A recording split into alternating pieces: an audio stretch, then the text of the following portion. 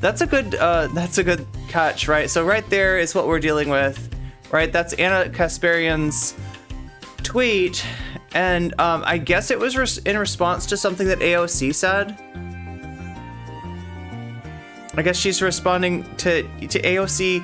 So like, I'm a woman. Please don't ever refer to me. Oh my god, why is this too loud? I turned this up too loud because it's my jam, but it's got to be my soft jam. It can't be my loud jam.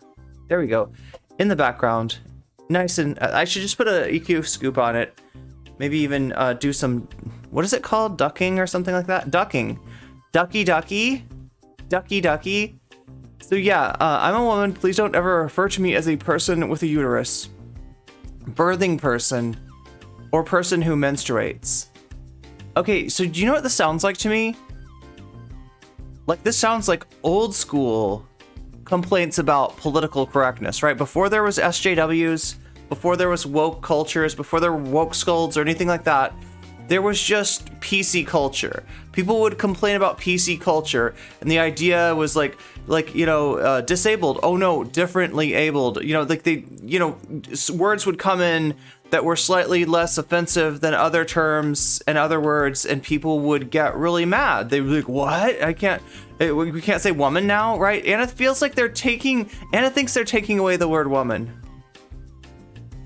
Or just like that somehow it's offensive to say woman or something like that. We're removing woman from the lexicon. Hey Anna, you're talking about terminology that in general is trying to be a little bit more decent to trans people, and I'm a trans person and I use the word woman. I've got no problem using it where it applies, but when what you're saying is different than that, like, right, if what you're saying something specific to menstruation, giving birth, having a uterus, right, then maybe that term fits better, right? So this is a major, like, this is just like a boomer take from Anna, right? And I mean, like, how old is she? She's not old enough to be a boomer, is she?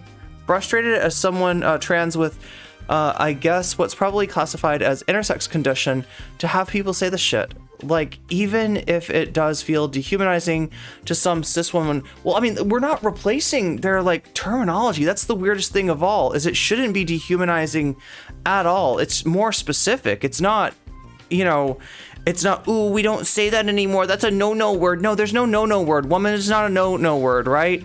Now, if you start talking about adult human females, we might have some issues, right? But, like, the thing is, Anna's on the pipeline to talking about adult human females. 37. Okay, so, I mean, getting there, but not really, that... she's not old enough to be, like, PC culture is killing America or anything, right? Elder millennial?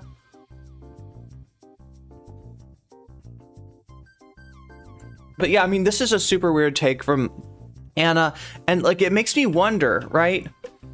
And, like, let me know in chat. One, if you think that the Young Turks are kind of clueless about trans issues.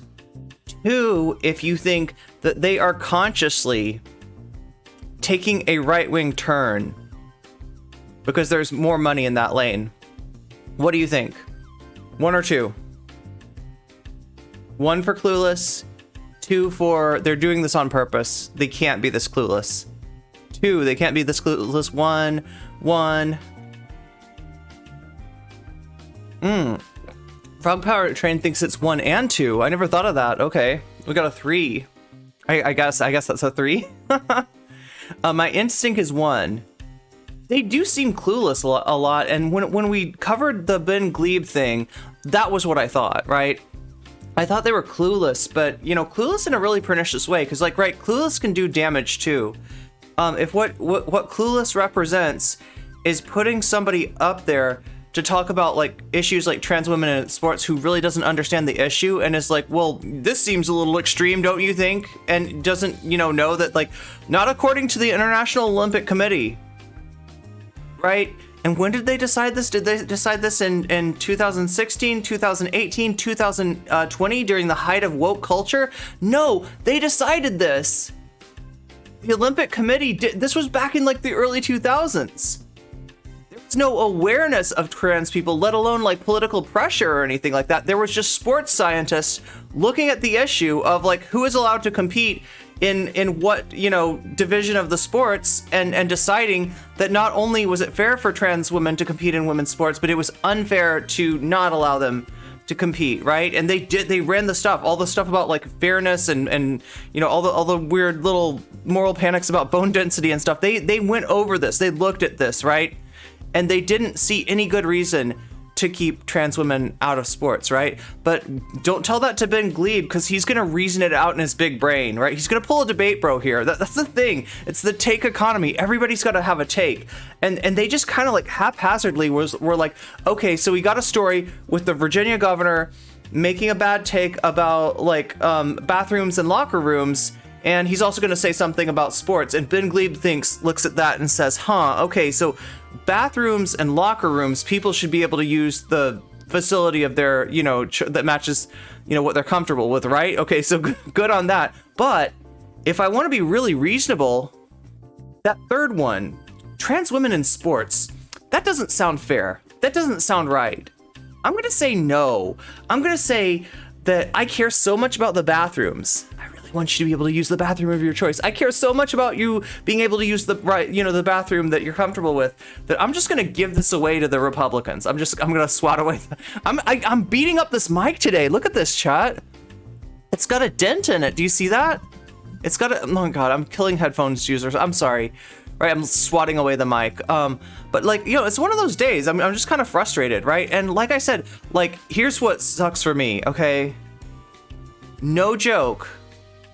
Little me had massive respect for Anna Kasparian, right? I didn't, you know, I was kind of a lib. I didn't really know much about politics.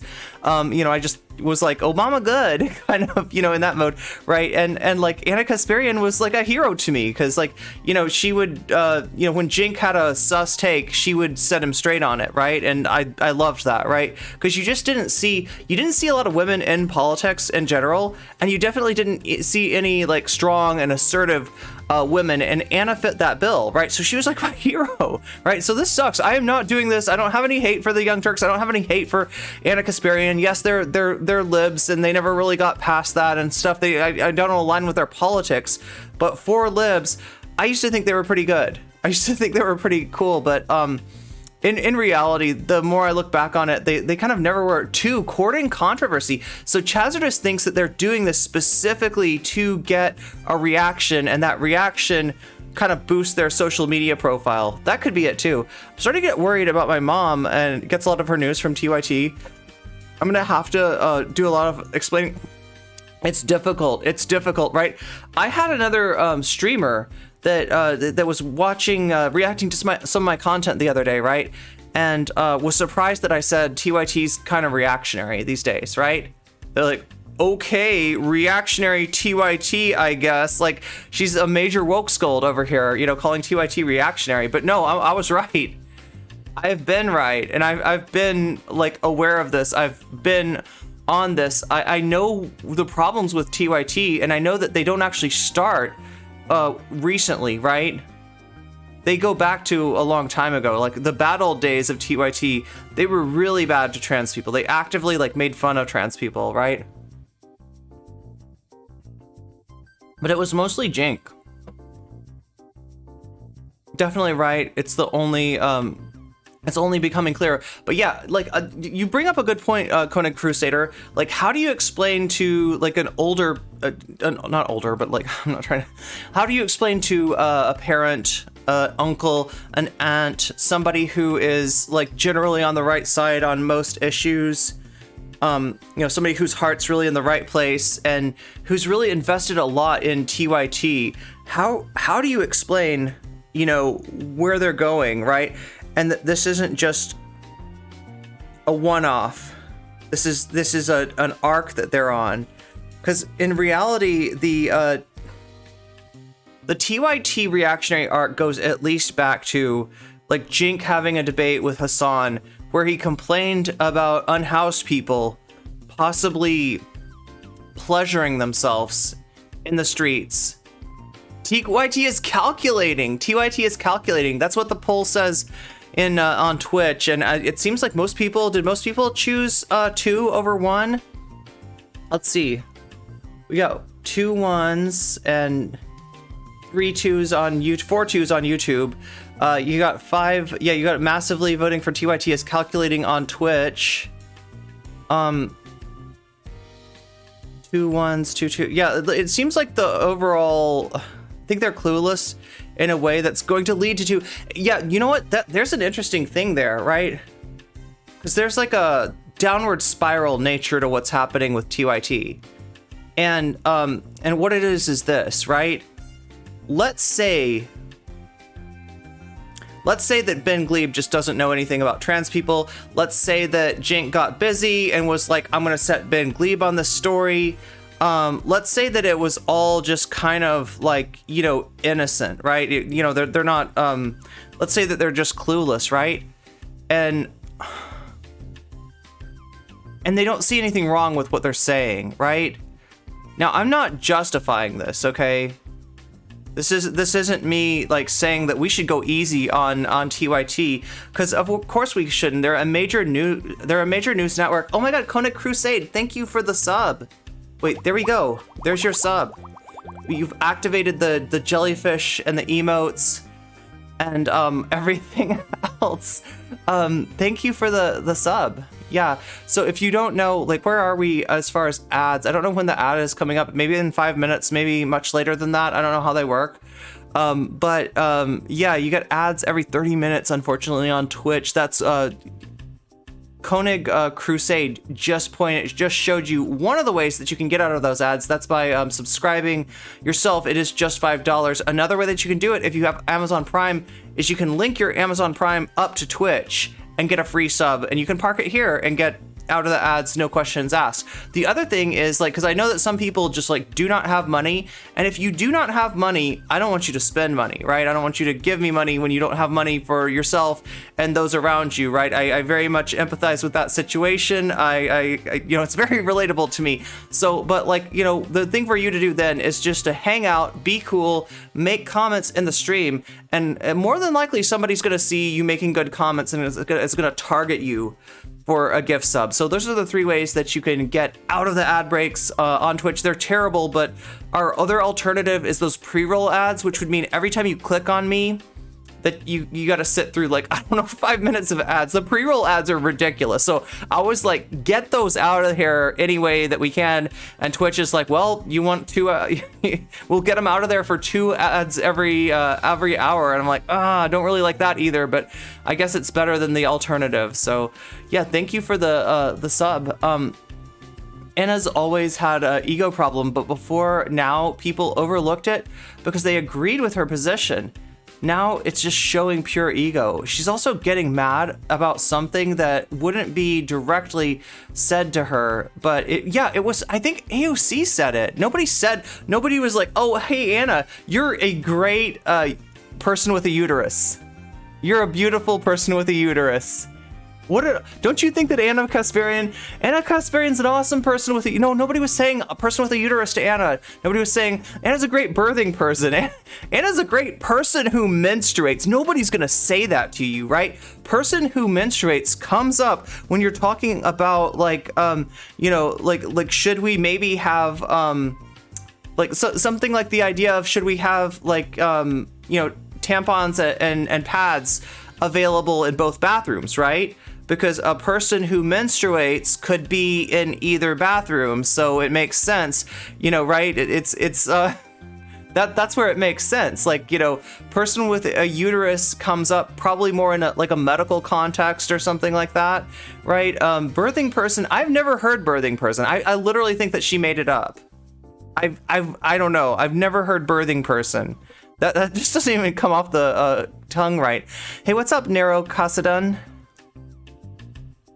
Welcome to stream, everybody. So yeah, we got to deal with Anna Kasparian today. Hogging the fuck out. Oh my god, I'm not supposed to say first Ben Glebe, now her. Yeah, exactly. Well, so yeah, I mean, on the trans issue, right? First Ben Glebe, then her. And if you really want to look back, it was Jink. Jink, you know, so like some some things get brought back from the past of Cenk Uygur in particular, right? That are a little bit disingenuous. In college, in other words, in the 1990s, he was a Republican. He said some sexist things in the school newspaper in 1990, whatever. That I'm like willing to let go of, right? We're talking about like 20, 30 years ago. Like that was, ancient history, right? He was, he was in college, right? I can kind of like let that go. If his takes are good now, that's what should matter the most of all, right? Like, I mean, I've even got friends who say that they were involved in the original Gamergate. And while that's pretty, scary and messed up, as somebody who's suffered a lot of harassment on Twitch, like, that sucks. But, Gamergate, like, we're talking about like 2015, we're getting close to like 10 years ago. I do believe that somebody can change in that amount of time, right? And I have seen people, show real change and show real remorse for things like that, right? So like that's disingenuous. Now TYT's name, the Young Turks, right? The actual original Young Turks were the perpetrators of the Armenian genocide. That's a bad name. That's a really, really bad name. And it's super unfortunate that they branded themselves with that name, and for years and years and years, nobody seemed to have a problem with it. Nobody even was aware of, like, that what's the reference to, what's the Armenian genocide about.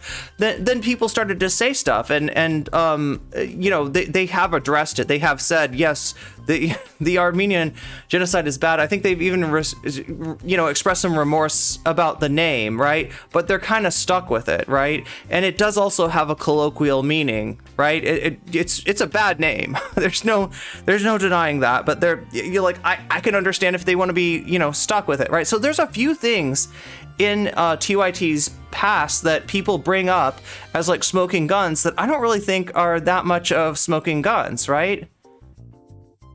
But on trans issues, Cenk has like always been bad on trans issues, right? I mean, he's been okay on trans issues too. Like I've seen him, talk about trans people in a way that makes me think that he like sees us as human beings. He has some respect for us. He cares about us, right?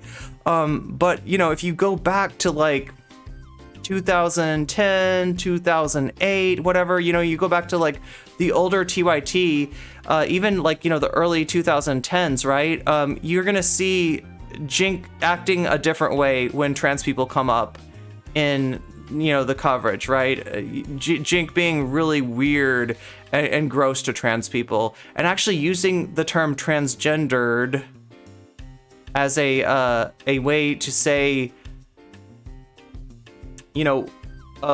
a woman who's not attractive, right? Basically using transgendered as a put down, like as an all around. She's looking a little transgender, right? Seriously, I kid you not, right?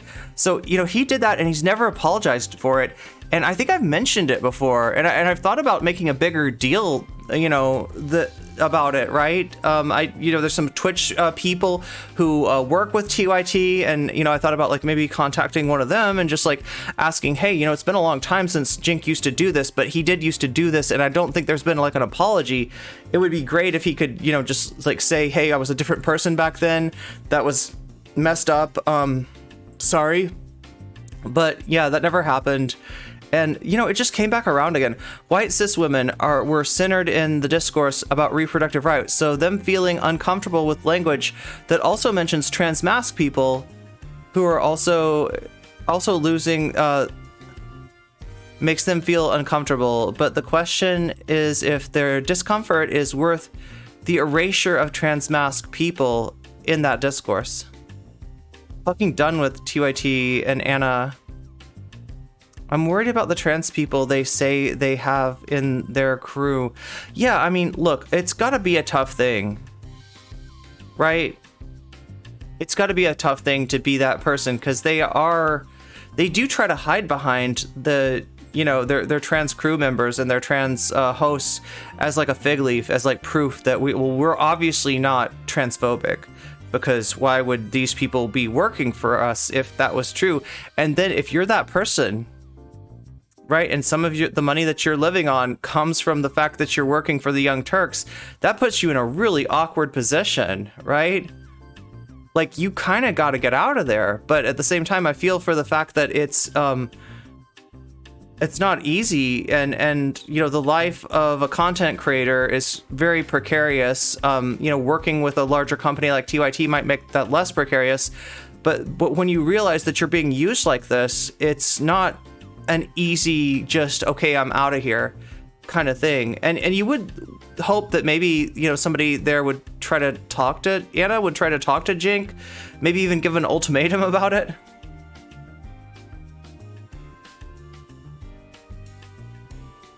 Now we gotta say people with uteruses, and Anna Kasparian is like, Have any of them spoken up? You know, I think that Ben Carollo has spoken up to some extent, right? It may... I'm not entirely sure. I'm not entirely sure how, like, if it's just like, I definitely have seen some subtweets. I've definitely feel like Ben Carolla, she's, you know, she has worked with TYT, had her own show for a while. They got rid of her show, but they still have her on as like a guest on some of the programs, right? And I know that she's at least talked about it. I know that she's on the right side of this issue. You know, I don't know if she's, you know, how far she's like taken this, or how unambiguously she's stated this. And I also understand that she's kind of in a tough spot here, right? I do not envy her at all. Someone was watching John Aderolla's TYT Damage Report live stream and tried to ask about the Anna thing, and they got timed out for a week. So this is what they're saying. Yeah, like, okay, let's like, so everybody's seen this, right? This is, you know, Anna's wonderful take.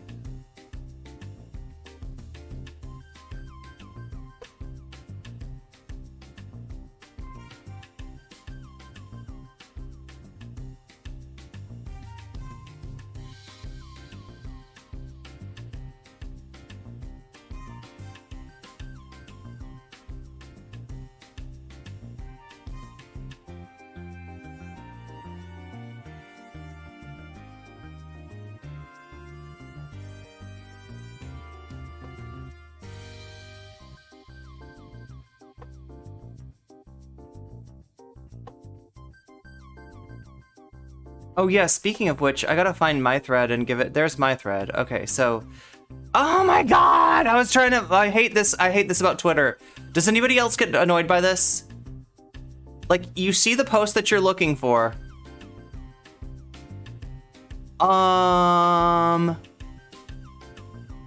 Yo, somebody stole my thumbnail. Look at that. Okay, look, I love ya. I love ya. No shade, right? They took my, hey, I'm influential. Okay, how about that? I'm influential. Wow. And it's actually above my post on the hashtag. What the fuck? Oh my God, how far am I gonna have to scroll down? How far am I gonna have to scroll? There we are, random small streamer chick again. There we go. And see, that's all I wanted to do is copy my tweet and put it in the chat. And like, do you ever have this happen though? That you're on Twitter and you're like, oh, look, there's the tweet that I want. Let me, no, gone. Where did it go? It reloaded like on me. And it's just like, you want to ask about that maybe? Like, I don't know. That's not great. Like the worst thing would be like it reloads and there's like a Posey Parker tweet or something like that, and you end up liking a TERF tweet. No copyright chick. Yeah, I mean, I'm gonna let it go. I'm gonna take a page from the Young Turks and let it go. Let it go. Oh my God, see, that feels bad. It feels bad now. Gotta let it go. You can show more support to the trans community, like appreciate how different I feel Ben Shapiro is, even though he loathes LGBT people. Wait, Anna Kasparian, 2023.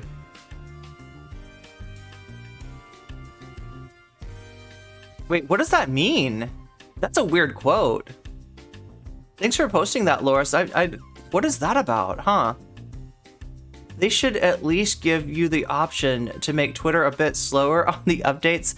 I don't know. I don't know what I would ask. You know, like, and who, you know who I'd be asking Elon, right? So, not really expecting much from Elon Musk. There we go. Let's put it in YouTube too. There is the tweet on YouTube. So if you haven't already, I would appreciate you going over there, giving it a like, giving it a retweet, giving it some love. You know, shine it up a little bit, right? Especially since people are stealing my my thumbnail, right? That's literally my thumbnail.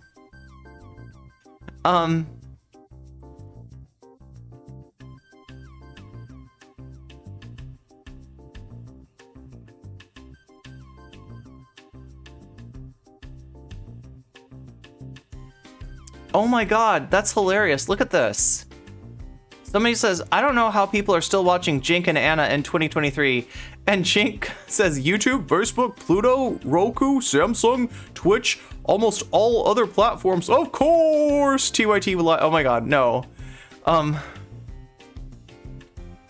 Okay, so this is where it came from. Alexandria Ocasio-Cortez referred to menstruating people during an interview, discussing a restrictive Texas law that blocks abortion after a fetal heartbeat. So, AOC could have said women, but that wouldn't have hit everybody impacted by this law, and it would have, you know, lumped in people that maybe aren't impacted by this law. So it's more precise to say menstruating people. It's literally just like more correct, right? Both Jink and Anna bringing up AOC as someone who isn't a doctor using trans-inclusive medical language, but they always neglect to note AOC only uses those terms while discussing medical issues. Yeah. So yeah, we're literally talking about, like, this is who it applies to, right? I mean, even person with a uterus doesn't necessarily, like, go one-to-one. Yeah, menstruating people is about the closest you can get as far as, like, who is and who is not affected by this law. Live footage of the soft launch of the young TERFs.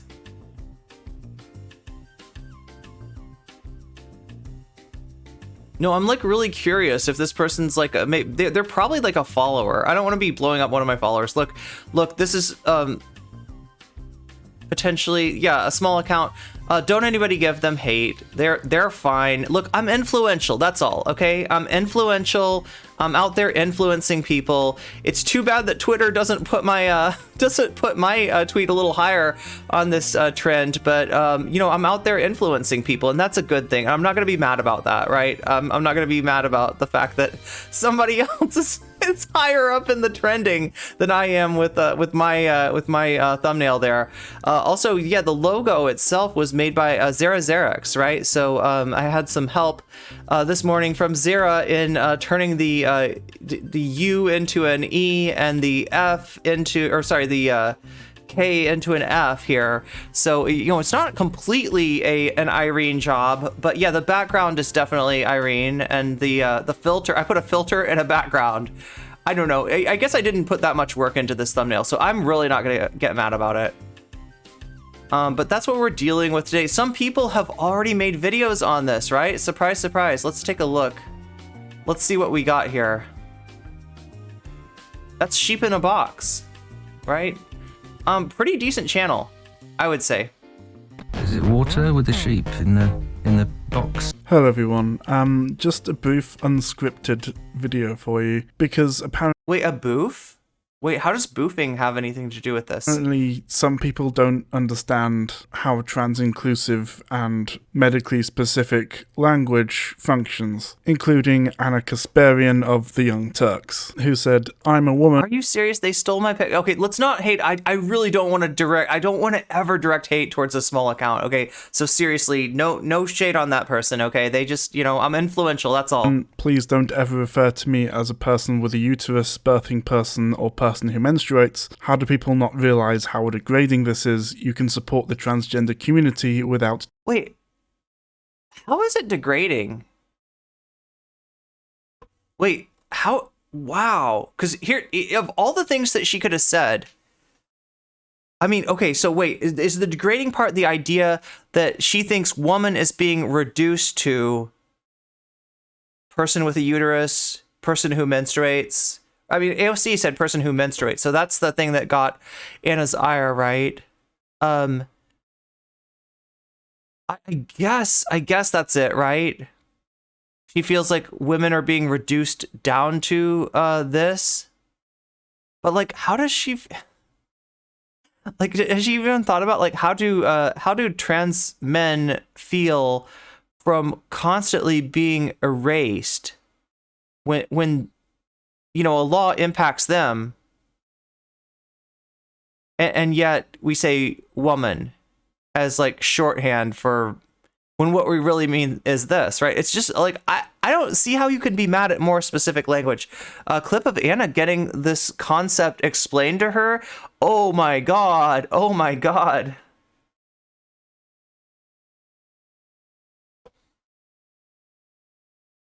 Okay, so I'm gonna show you Natalie Marie's post on this. Thank you for that, Natalie, by the way. I just gotta take that. Do a little bit of gymnastics here. But yeah, Sheep in a Box made a video about this. Jesse Gender has also made a video about this, so we're gonna be visiting both of those videos.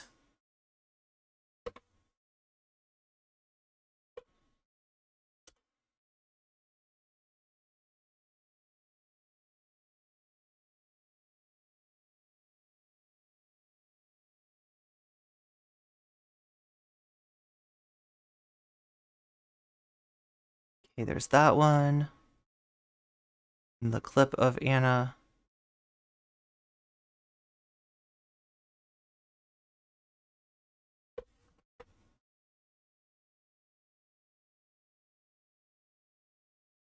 I was about to say I'll put that in the clip, but then I realized that it's actually called a mag. It's called a mag. It's not a clip. According to Moist Critical. What's up, YouTube chat? Water with the sheep in a box. Yeah, what is up with the water? I don't understand. That's like a reference I don't get. She thinks trans people are being considered humans as being degrading to quote unquote mothers. She probably thinks that. Okay. That's what it is for a lot of them. They put cis motherhood on this pedestal and don't give a fuck about violence against trans parents. Some of them see obstetric violence as something that only affects cis women, as being deserved when it happens to trans men or non-binary people. Yeah, I'm annoyed at Zara and me not being created. Well, just I don't know. They're a small account, right? I never want to bully a small account, right? That's one thing I see it happen a lot, and I never want to be that person. I never want to be that person. Okay, so AOC's tweets. Not just, okay, so AOC calls women menstruating people while explaining the female body. Not just women, trans men and non-binary people can also menstruate. Some women don't menstruate for many reasons, including surviving cancer that requires a hysterectomy.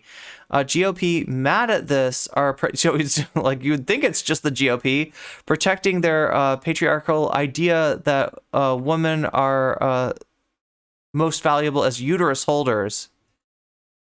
Yeah. So that's ironic, isn't it? That Anna said it was insulting to be pared down to a person who menstruates or a person with a uterus, right? When in actuality, it's the Republicans that are doing that to you, not the woke SJWs that you seem to be annoyed at. Trans, two-spirit, and non-binary people have always existed and will always exist. People can stay mad about that if they want, or they can grow the F up. See, I read the F into it. She didn't actually say grow the F up, but it's used by major institutions, ACLU, CTC, universities, news agencies, and prominent progressive figures like AOC. Okay, so this is Anna responding, I guess, to oh wow. Okay, so there's the original tweet. God, we haven't even like looked at the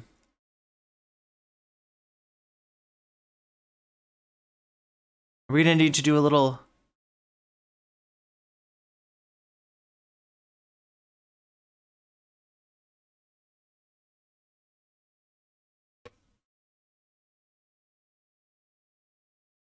can like pull this down and then slide this up. There we go.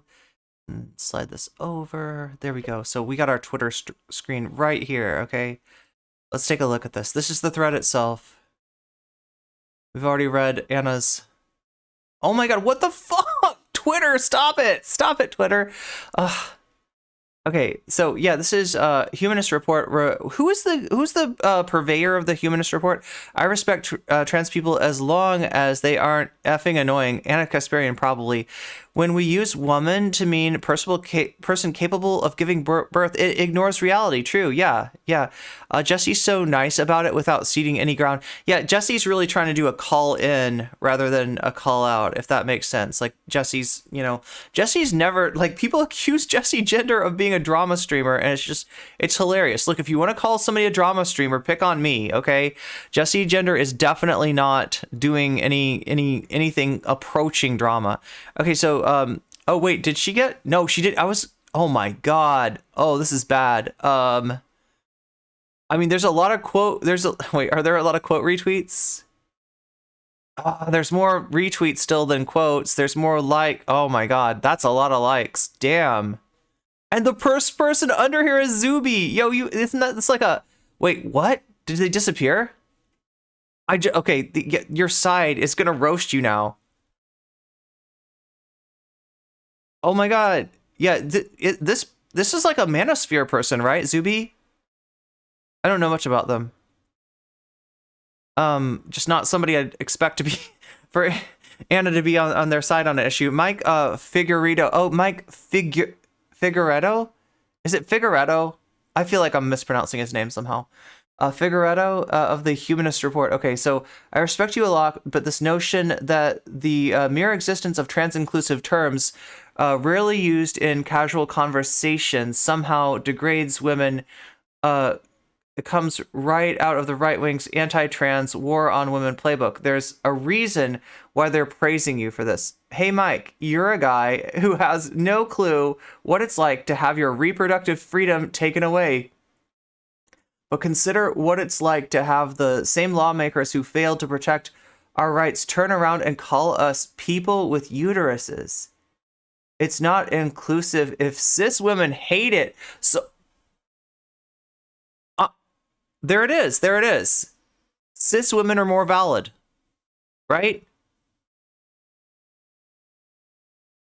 If cis women want to have other people erased, want to have some of them lumped in who things don't apply to, want to be spoken of inexactly because they value the term woman. The term woman just like makes them feel great and just like makes their day better, right? And when they hear somebody speak more specifically about exactly what we're talking about, right? God damn. So cis women aren't gonna feel included unless you say, you know, fuck trans guys, right? Wow. Cis supremacy, let's go. Wow, Anna. How many people are actually referring to you using this language? It must be a lot for you to air this grievance in the middle of an international hate crusade against trans people. I'm sure Ben Shapiro is retweeting you because he supports your reproductive freedom, though. Okay, so here's where she brings up it's used by many major institutions. ACLU, CDC. So wait, you got like a medical institution here.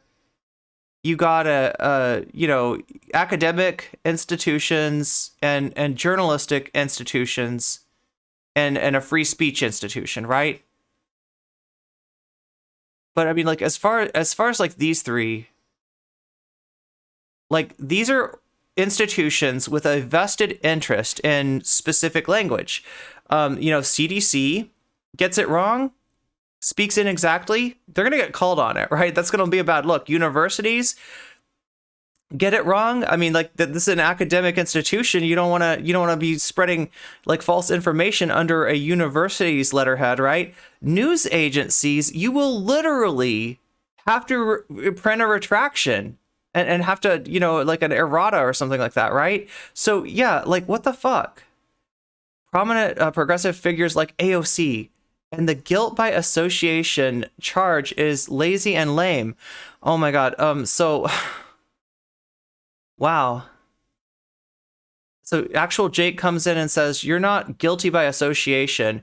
You're guilty of aiding their current effort to further marginalize trans people, and you're doing so because you fundamentally misunderstand why and when those terms are used." Mike is right. Oh my god, why does actual Jake only have 75 likes on that?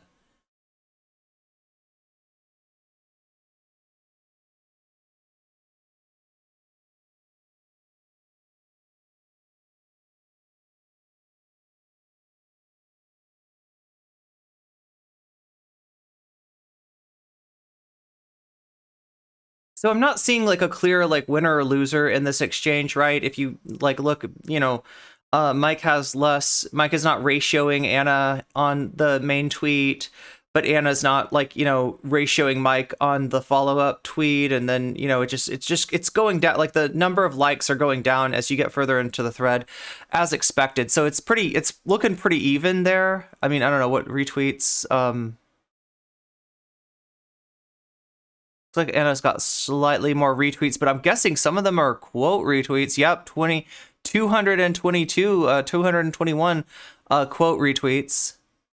So more quote retweets than retweets, right? Yeah, so I'd say that Anna's losing this, right? Especially given that she started out with like 100,000. This and these. I'm guessing that Anna's probably being boosted by right wingers here. This is what Mike was mentioning, that about Ben Shapiro is retweeting you because he supports your reproductive freedom.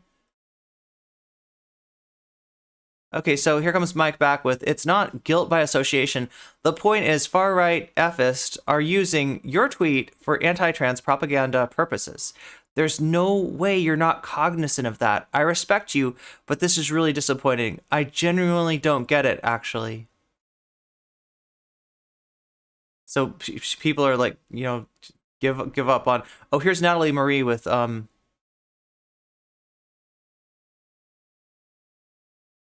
AOC tweets in question. 1 and 2. Okay, there we go. Wow. You've never had a Twitter? Well, this is what it's like. This is what it's like to have a Twitter. No. This is what it's like to read Twitter anyway. So that is that. There were a lot of TERFs on her side. The sheer darvo of TERFs telling trans people that we should be happy to be misgendered and erased, or we're erasing cis women who hold privilege over us. Yes, even trans men. Twitter does suck, especially under Elon. Why does TYT keep putting their mouths on trans issues? Good question, right? Because, like, I mean, if somebody's like a trans ally and they just really don't understand the issues, I think it's perfectly acceptable to just like maybe stay back. Like, I mean, the thing to do really is like to like, if you're a trans ally, to kind of follow trans people's lead rather than, getting out and ahead of stuff and, making assumptions that end up like offending people and alienating people. One, I think they're ignorant on trans issues, like Bill Maher, who thinks them agreeing with something is the same thing as advocating for it. Then you get reactionary gone too far takes. The female body misgendering trans men. Legit, they want us to stand outside gyno units and turn away trans people who don't detransition. Damn. Yeah, I should have put a watermark on it. I almost did. Oh my god. If I had just put my... Oh my god. I was so close to doing it too. I just like... I don't know. Look, I'm not mad at the person. Please do not harass that person, okay? I'm serious about that. Like, don't say bad things to them on Twitter. Do not do that, okay? It's only gonna be read one way, and that is like NCC is bullying people. All right, I just and also like I I'm influential. I should be complimented. Anna just implied that she believes in hierarchy of feminism, and cis women are at the top of... Oh, geez, I didn't even think of that. You're right, Cryptid Mage. You're right. It sounds like TERF and TERF if you sound like a TERF and TERFs agree with you, you might just be a TERF. It could be, right? Well, I mean, like, that's where she's headed, right? And like, I was getting to this earlier, but the tendency with this kind of issue is for somebody like Anna, even if they do come to this point out of ignorance, right? The tendency is for her to be so indignant about people, you know, calling her out. Yeah, she is Twitter's favorite person right now, and not in a good play. Micro influencer NCC arc, right?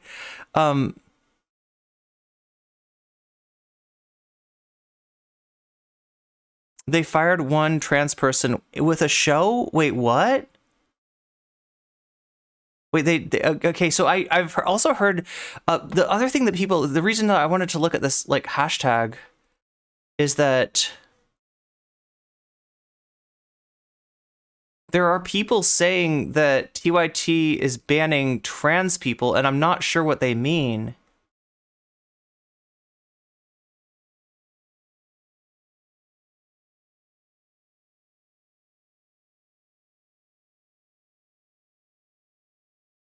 So here's Jinx saying, somebody, how long until she issues an apology? I say 3 days. Jinx says, I say never. Let's see who's right. Yeah, I mean, I'm going to go with Jinx's answer here. Looks like they're never going to apologize.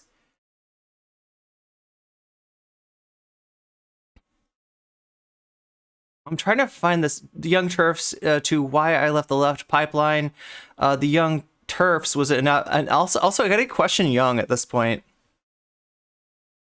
Like, they're just gonna have to change their name to the TERFs, right? They're not really old. Like Anna's 37, so she's not like the old Turk, right? But she's not exactly the young Turk either. I feel like it's just like, and she's not a Turk. She's a TERF, so it's just gonna be the TERFs. That's what the show is gonna be called, the TERF, starring Anna Kasparian and Jink Huger. Except Jink's probably not a feminist. Oh my god, I don't know. I can't find a good name for. I'm trying to help y'all with the rebrand, but it's just not working. Please, for the love of baby Jesus, change your name to the Young TERFs. Y'all have got to. I would faint. That would be hilarious. That would be hilarious, and they could do that. But they won't. So here's Jink's tweet. Are people really pretending that people who menstruate is a term used only used in clinical settings? AOC used it, and she doesn't appear to be a doctor. Oh, got her, Jink. Yeah, good one, Jink. If we all have agreement, that's not what you should call a woman in a non-clinical setting. She wasn't talking about women. She's literally talking about people who menstruate, right? That term fits better than woman, right? That's I don't know. Maybe they are the old Turks. These are kind of boomer takes here. I gotta say, these are kind of boomer takes. I swear to God, somewhere here, normalize referring to them as the Young TERFs, or like there's Polly. Give Polly's tweet a like. Okay, so that's them tweeting again, and this time not. You know, I should like their. You know what I should do is I should like their post. They weren't really getting a lot of engagement and stuff, and you know, if they look, I'll like them on main is what I'll do, right? I'm the only one who see. This is the other Young TERFs logo, right? Thanks to Zara, I'm the only one who had the good Young TERFs logo. That's why they took it, because it was so good. It was a Xerox NCC collaboration. It was so good that it had to be stolen. It was bound to be stolen, right? That's just what's gonna happen. Okay, so Natalie's got one other tweet. Let me go grab that. Where is it? It's right here. Oh, is this from the leftist Cajun? The leftist Cajun. I love. Okay, so a TYT viewer explains to Anna plainly how these are inclusive phrases, and she finds them offensive to her as a woman. Why would you take offense at an inclusive phrase? And by the way, she's trying to tie this reproductive rights thing. Oh yeah, yeah. You don't care about reproductive rights if you're not a TERF, apparently. So Jasmine Bryant says, neither trans people or any organization that fights for us wants to refer to you as a birthing person. The language is used in a general sense to include trans men when a general statement is needed. When I'm reading about my rights being stripped away from me by the federal government, and when I'm reading quotes from the Democratic Party that failed to protect my reproductive rights, it adds insult to injury to read not women, but birthing people. She wants the birthday cake. Listen, you gotta understand, like, it's her birthday. She's the one being victimized here, and nobody else is allowed to like mention that they're getting victimized too. It doesn't matter, like, right? It doesn't matter that there's more than just women that are affected by these laws. Anna wants to have her cake and she wants to eat it too, or she's gonna let us eat cake, or she's gonna, like, you know, she's telling, like, you know, trans guys to eat cake. I don't know. Whatever it is, it's bad. This is bad, right? This is really, really bad. Wow. Okay. Privilege is when equality feels like oppression. A central ideal of intersectionality is that we can and often are both oppressor and oppressed. Yes. While cis women do face discrimination under patriarchy, they are privileged over trans people in a lot of respects. Yeah. And also, like, literally not the only ones discriminated against under patriarchy, right? And if you want to fight patriarchy, fight it with all of us. Have some solidarity. That's what this is. This is just like, this is a zero solidarity kind of take. So yeah, that's what we're dealing with Anna Kasparian, unfortunately. Let's see what Sheep in a Box has to say about this. Doing this shit. So, yes, this does seem very like a lot of TERF talking points that you just see out there in the wild. There's still half the clip left. How did I just pause it? No. Oh, you're right. I don't want to ever be referred to as a birthing person under any circumstance. I find it offensive. I respect the transgender community. I just ask. She thinks it's like a euphemism for woman. She thinks that somehow we find woman offensive and like refuse to say it. And yet I will say it right now. I'm a trans woman. I don't know if I'm a trans woman in Anna's eyes, or if she's going to accuse me of appropriating that. I don't know how far down the TERF pipeline she's got sucked, but we say women in this house. We say women, we say woman when it's applicable, when that's what we're talking about, right? And like, I'm not a menstruating person. I don't have a uterus, but I'm a woman. I would hope that you'd respect that. Now I gotta question it though. Ask that they also respect how other people want to be referred to. Person with a uterus, person who menstruates, birthing people. But we're not talking about women, Anna. We're literally talking about people who menstruate in this case, right? We're literally talking about, you know, or people, you know, like maybe even in this one, you know, birthing person might be more accurate to the point, right? Because you're talking about reproductive rights here. But yeah, menstruating people covers it pretty well, a lot better than just saying woman, right? Woman is including me. This law doesn't have an impact on my reproductive freedoms, but there are people who aren't covered under the name women that are having their freedoms impacted, and Anna can only think about herself. I just find it incredibly demeaning, and I'm allowed to feel that way. I don't think that that's transphobic at all. I will fight to the death for equal rights for the transgender community, period. And we've been doing that on this show. But respect goes both ways. It's that simple. It doesn't go both ways. You want to have it your way 24/7. You literally only care about yourself, right? Look, Anna, you know what goes both ways? Solidarity. And it's not going both ways with you. So I don't know how you're calling yourself an ally. What's up, Cornbread? I don't know. Does anybody know what Cornbread is talking about? Maybe? I'm not exactly sure what you're talking about, Cornbread, but welcome to the stream nonetheless. Respect goes both ways. Hi.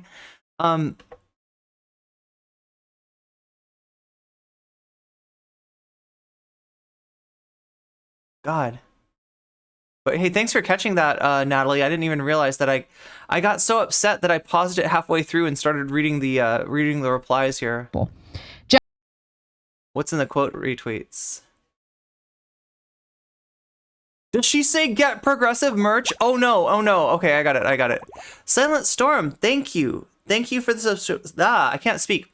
Thank you for the subscription. I probably need to get some kind of like a liquid refreshment for myself, because I can tell that Robert Eads died after being denied care for not being a mother. Yeah, so, okay, I see what you're saying. Trans man who died after multiple doctors refused to treat him for ovarian cancer. But Anna can only think about herself.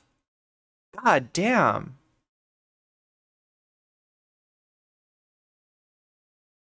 Like, she feels disrespected.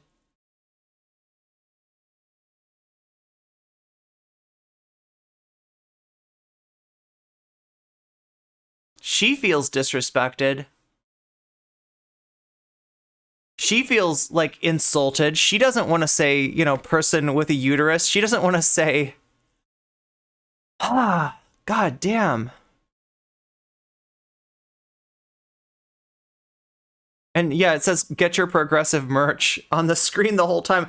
I think you might have to change that to centrist merch or center right merch. Get your center right merch at shop the Young TERFs. Yeah, that's what we're gonna do from now on. Okay, so let's take a look at the sheep in a box thing. I'm gonna grab some coffee. I can listen while I do it. And yes, it is incredibly stupid, because basically nobody calls anyone these things in a general context. They're terms used in specific contexts, usually scientific or medical, and are used for practicality over all else. You are falling for anti-trans propaganda if you think that this is happening on a wide scale. So, for example, using the examples that Kasparian used, saying woman to refer to people who menstruate excludes people who menstruate but aren't women, like for example trans men, non-binary people, and also includes women who don't menstruate for various reasons, for example women who've gone through the menopause, or who have any number of hormonal or medical reasons for not falling into this category. And if you're talking about menstruation in a medical context, you need a term to refer exclusively to people who menstruate that doesn't include people who don't menstruate. And the same applies to the other terms listed here.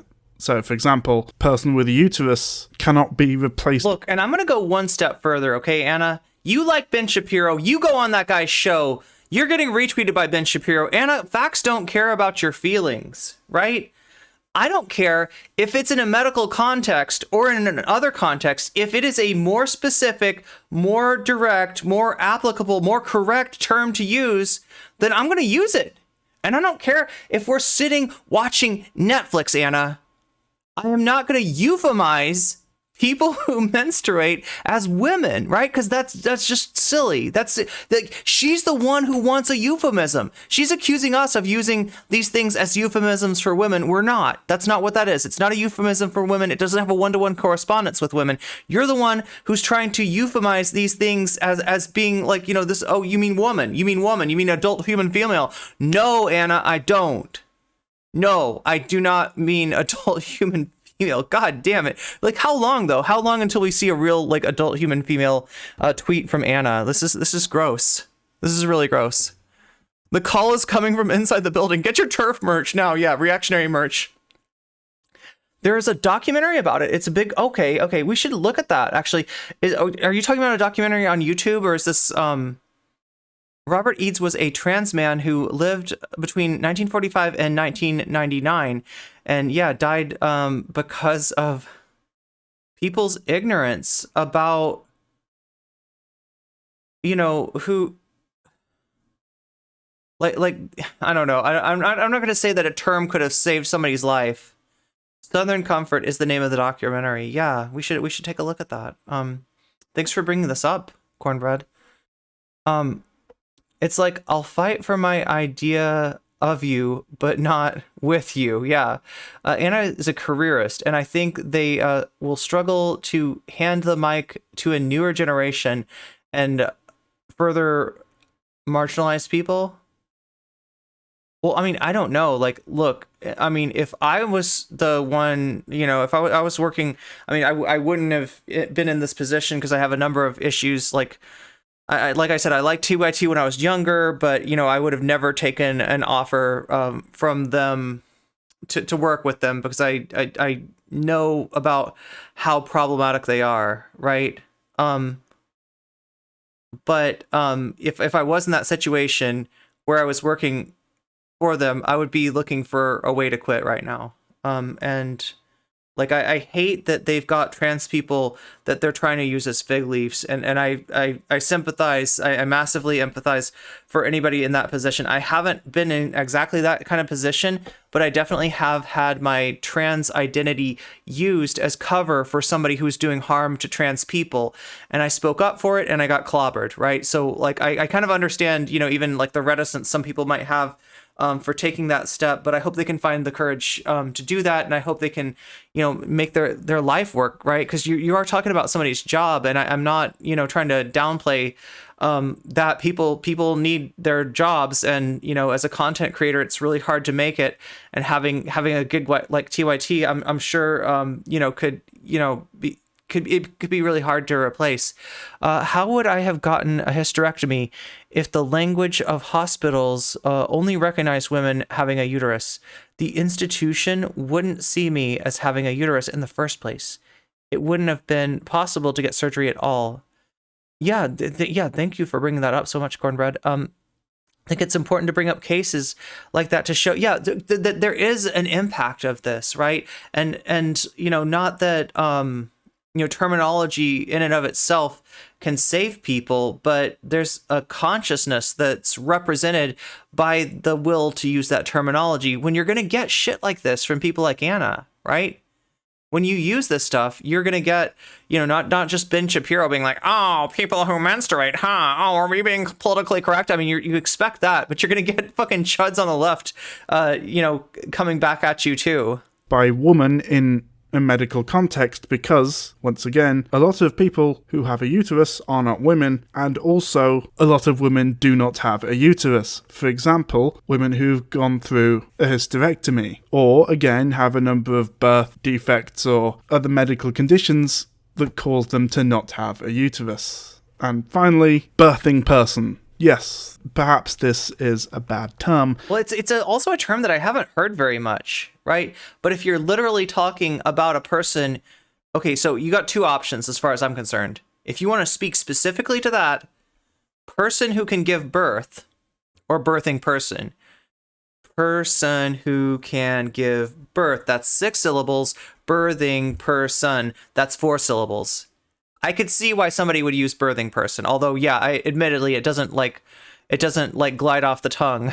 Perhaps it's not the most useful, and some people obviously use people. I've only heard chuds say birthing person. Oh, as like a parody. People who've given birth, or people who can give birth, or whatever. But the fact is, there are no progressives out there who are referring to anyone as birthing people or whatever, rather than women and men and non-binary people or whatever, because that's how that functions. People on the left still refer to people as men or women or whatever. We just include trans people within the genders that they are. This is not happening in anything. Yeah, if you're talking about gender, then women make sense. But if you're talking about biology, and these are the same people. Like, wasn't TYT what they were mad about with the whole or what they were agreeing with the Virginia governor about, was like, well, what about biology though? What about biology? Well, what about biology? We care about biology, right? Biology is important. Biology is important in a medical sense.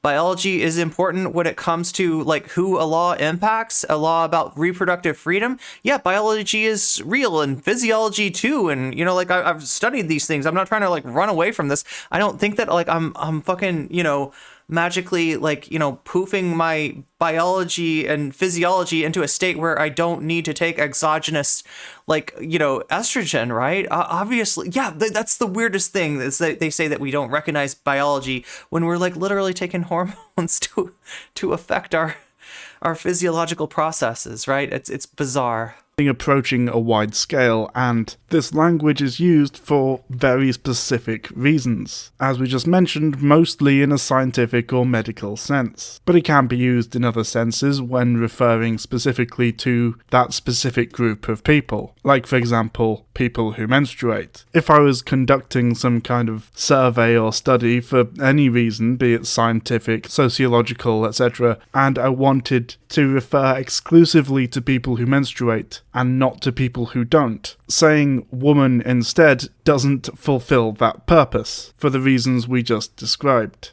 Even if we accept for some reason that trans women are men and trans men are women or whatever, then that still doesn't solve the main problem in that it includes people into the group that should be excluded. Like, for example, cis women who've gone through the menopause. Right, that's it. This is just a Wonder if Anna Kasparian will speak with Jordan Peterson over forced language concerns soon. I'm expecting, why not a Dave Rubin? Why not a Dave Rubin reunion? Why not go on Rubin and say Rubin was right? Sorry, Rubin, you were right the whole time. Yeah, like cancel culture is awful. Oh my God, how long before that's a reality, right? I'm joking about it right now, but how long before that's real? That's what I get from the 101 view of a lot of cis people have of trans people, the trans issues. It feels like when a cis man pretends to be a feminist to get laid, and it falls apart when you talk about the group of trans people they aren't chasing and thus don't think are valuable as humans. Twitch chat looks to be getting some spam. Yes, indeed. I hope the mods are awake over there. Short, very short, unscripted video I felt the need to put out there, even though it's my birthday, or at least it was when I recorded this. I don't have anything better to do today, and I saw this on Twitter. I'm working on another video essay about prisons in general, and of course the weird recent, well, not even really all that recent, Wait, a few people are getting spam? You mean a few streamers? Make bullshit about trans women in women's prisons. That'll be out soon. I am halfway through editing it. Oh yeah, that reminds me something. Okay, so let me go ahead. This is a good time to do this little housekeeping here. We need more mods. I'm looking for more mods, and the place that you're going to apply to be a mod is in Discord, because that's kind of like a minimum level of involvement that we're going to need to require, right? That you're at least somewhat active on Discord. And so I'm going to give you the Discord link right now. So if you go into Discord, if you're not already signed up for it, there's a channel right in the begin, like one of the first channels out there is mod applications.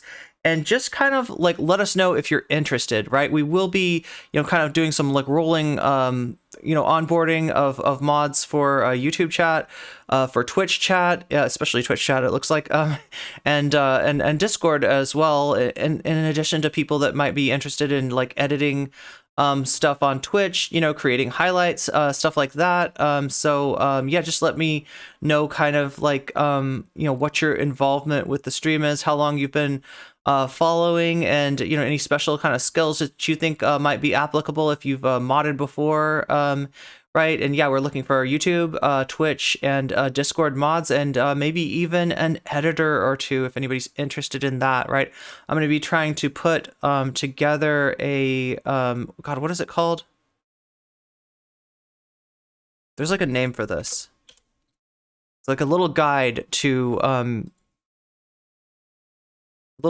like how clips and such should be if anybody's interested in being an editor. And it would definitely be starting off with clips and shorter format things, and then if you've got the interest, maybe doing bigger stuff after that. But yeah, that's the Discord link. Go ahead and sign up in there and let me know in the Discord, what is it called? The literal name for it, mod applications channel, right? It's under announcements, general, voice text for woke skulls, and then mod applications, right? In the hub. So yeah, post in there if you are interested. So let's see. Jesse Gender also did a video on this.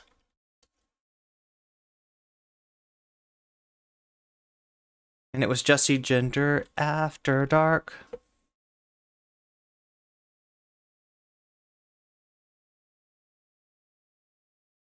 Hey there, Twebs. I hope you're all doing well.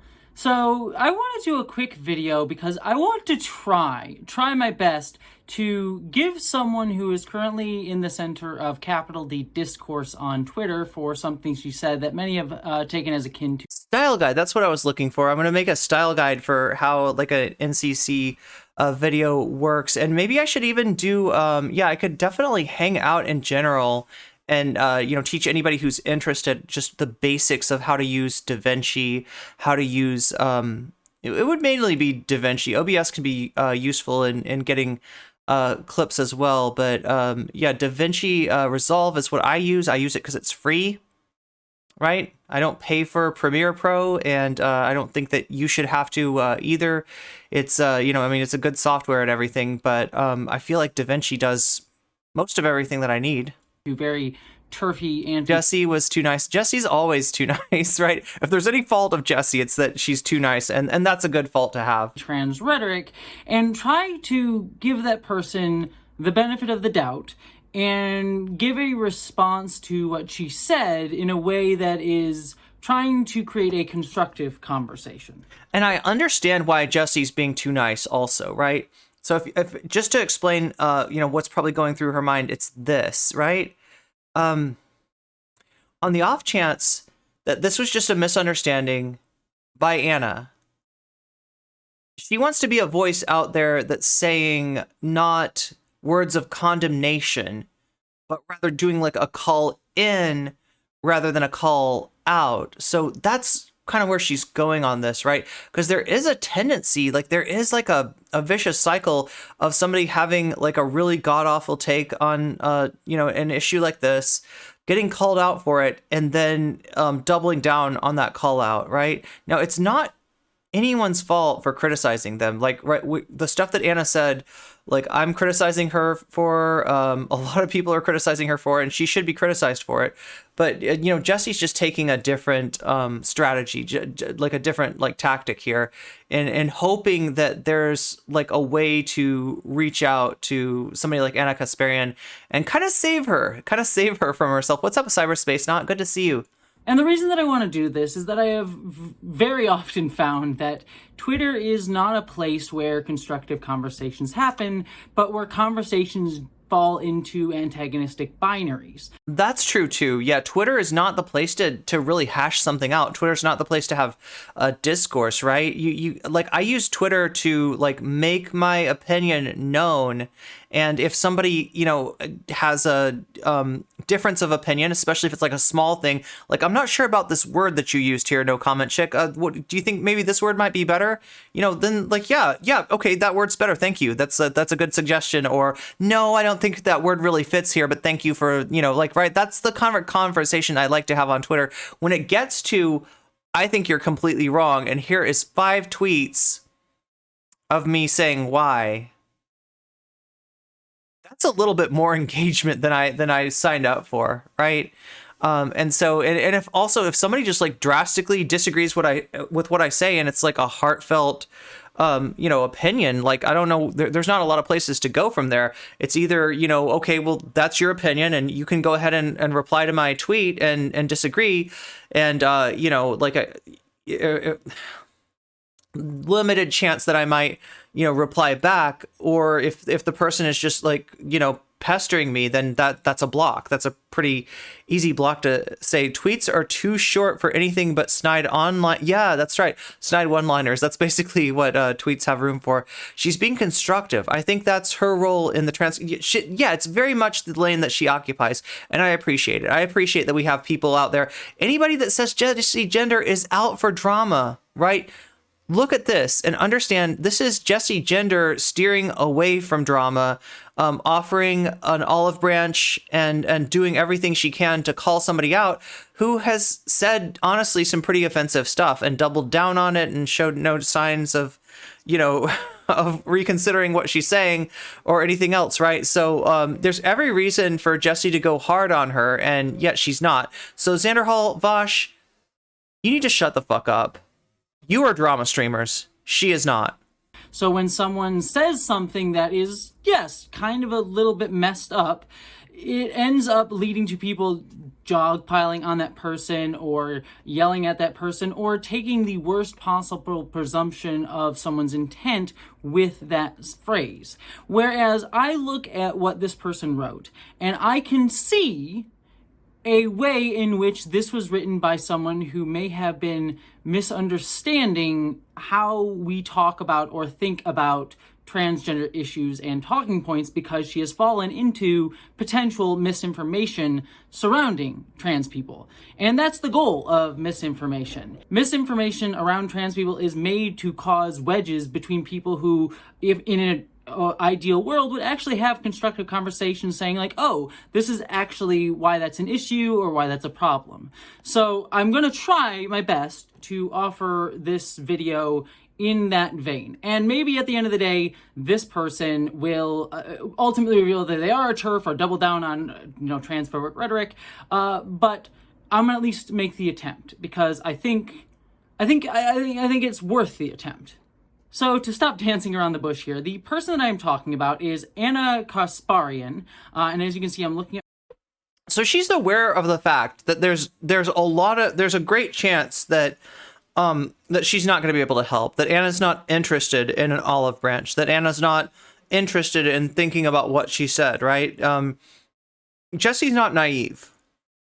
She's a content creator that's paid her dues, knows how YouTube works, probably has seen this kind of stuff before, has seen people chase that right-wing gravy train, right? The way that it seems like Anna's doing. And she's very conscious that that could be what's happening. However, it doesn't really hurt for her to, probe if maybe it's not just some misinformation that Anna's unintentionally swallowed, and maybe she can, change her mind. So my screen here, because Anna is one of the hosts on the channel The Young Turks, which is a sort of left-leaning news organization here on YouTube.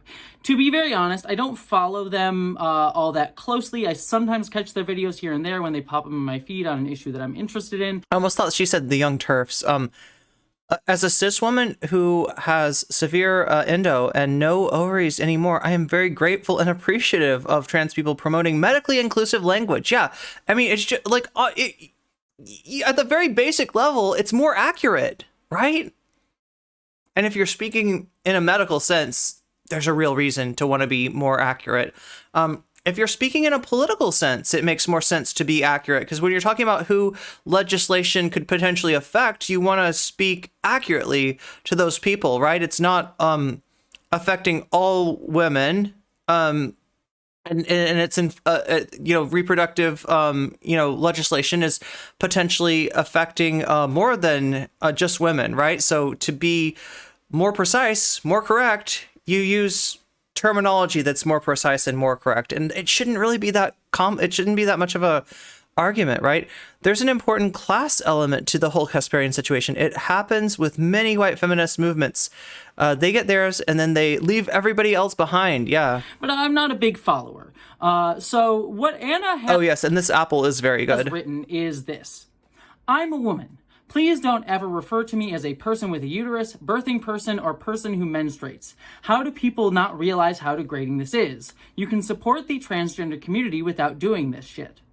So on a very surface level, the reason that people are upset at this tweet is it's kind of is falling into very anti-trans rhetoric that we've seen espoused by people like J.K. Rowling, for example. Like literally J.K. Rowling, one of her first sort of revealing anti-trans tweets that she did was, again, using the same line of talking points like, women, wine-bund, oh, no one can use the word woman anymore. And we clearly saw J.K. Rowling fall further and further into anti-trans talking points from there, which is, I think, why people are very worried and possibly angry and upset at Anna for this tweet, because they see this as like a starting place for a turfy type of pipeline that J.K. Rowling fell into. And if this was the first chuddy thing that I ever heard from Anna and the Young Turks, like, then that would be my first guess, right? But I'm wondering how many people are using J.K. Rowling's descent into TERFdom not as a cautionary tale or not unintentionally just kind of following the same path, but they're actually using it as a guidebook. They're seeing it as a way to increase their engagement. They're seeing it as a way to unlock new to audiences. I don't know if that's going to work for the Young Turks, though.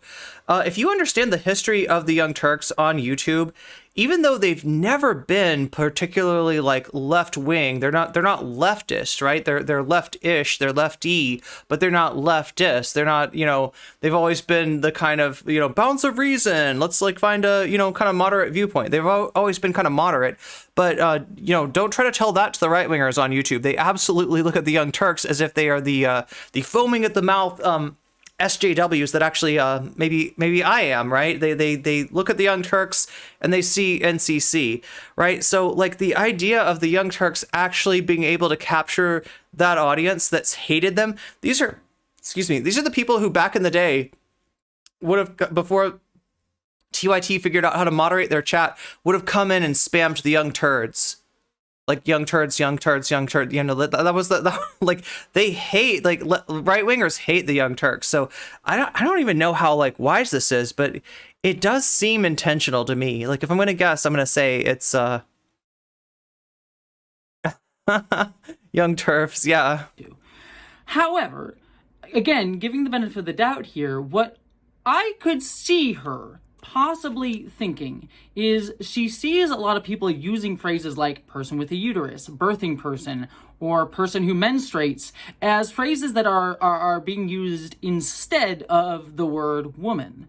She may see articles that have popped up talking about people with uteruses and issues relating to people who have uteruses problems, such as, abortion access. People will just talk about abortion access and that it affects people who have uteruses. And she may see that and think that, oh, they're erasing the word woman. They're not using the word woman when they should be using the word woman, because we relate abortion rights issues to specifically and solely a women's issue.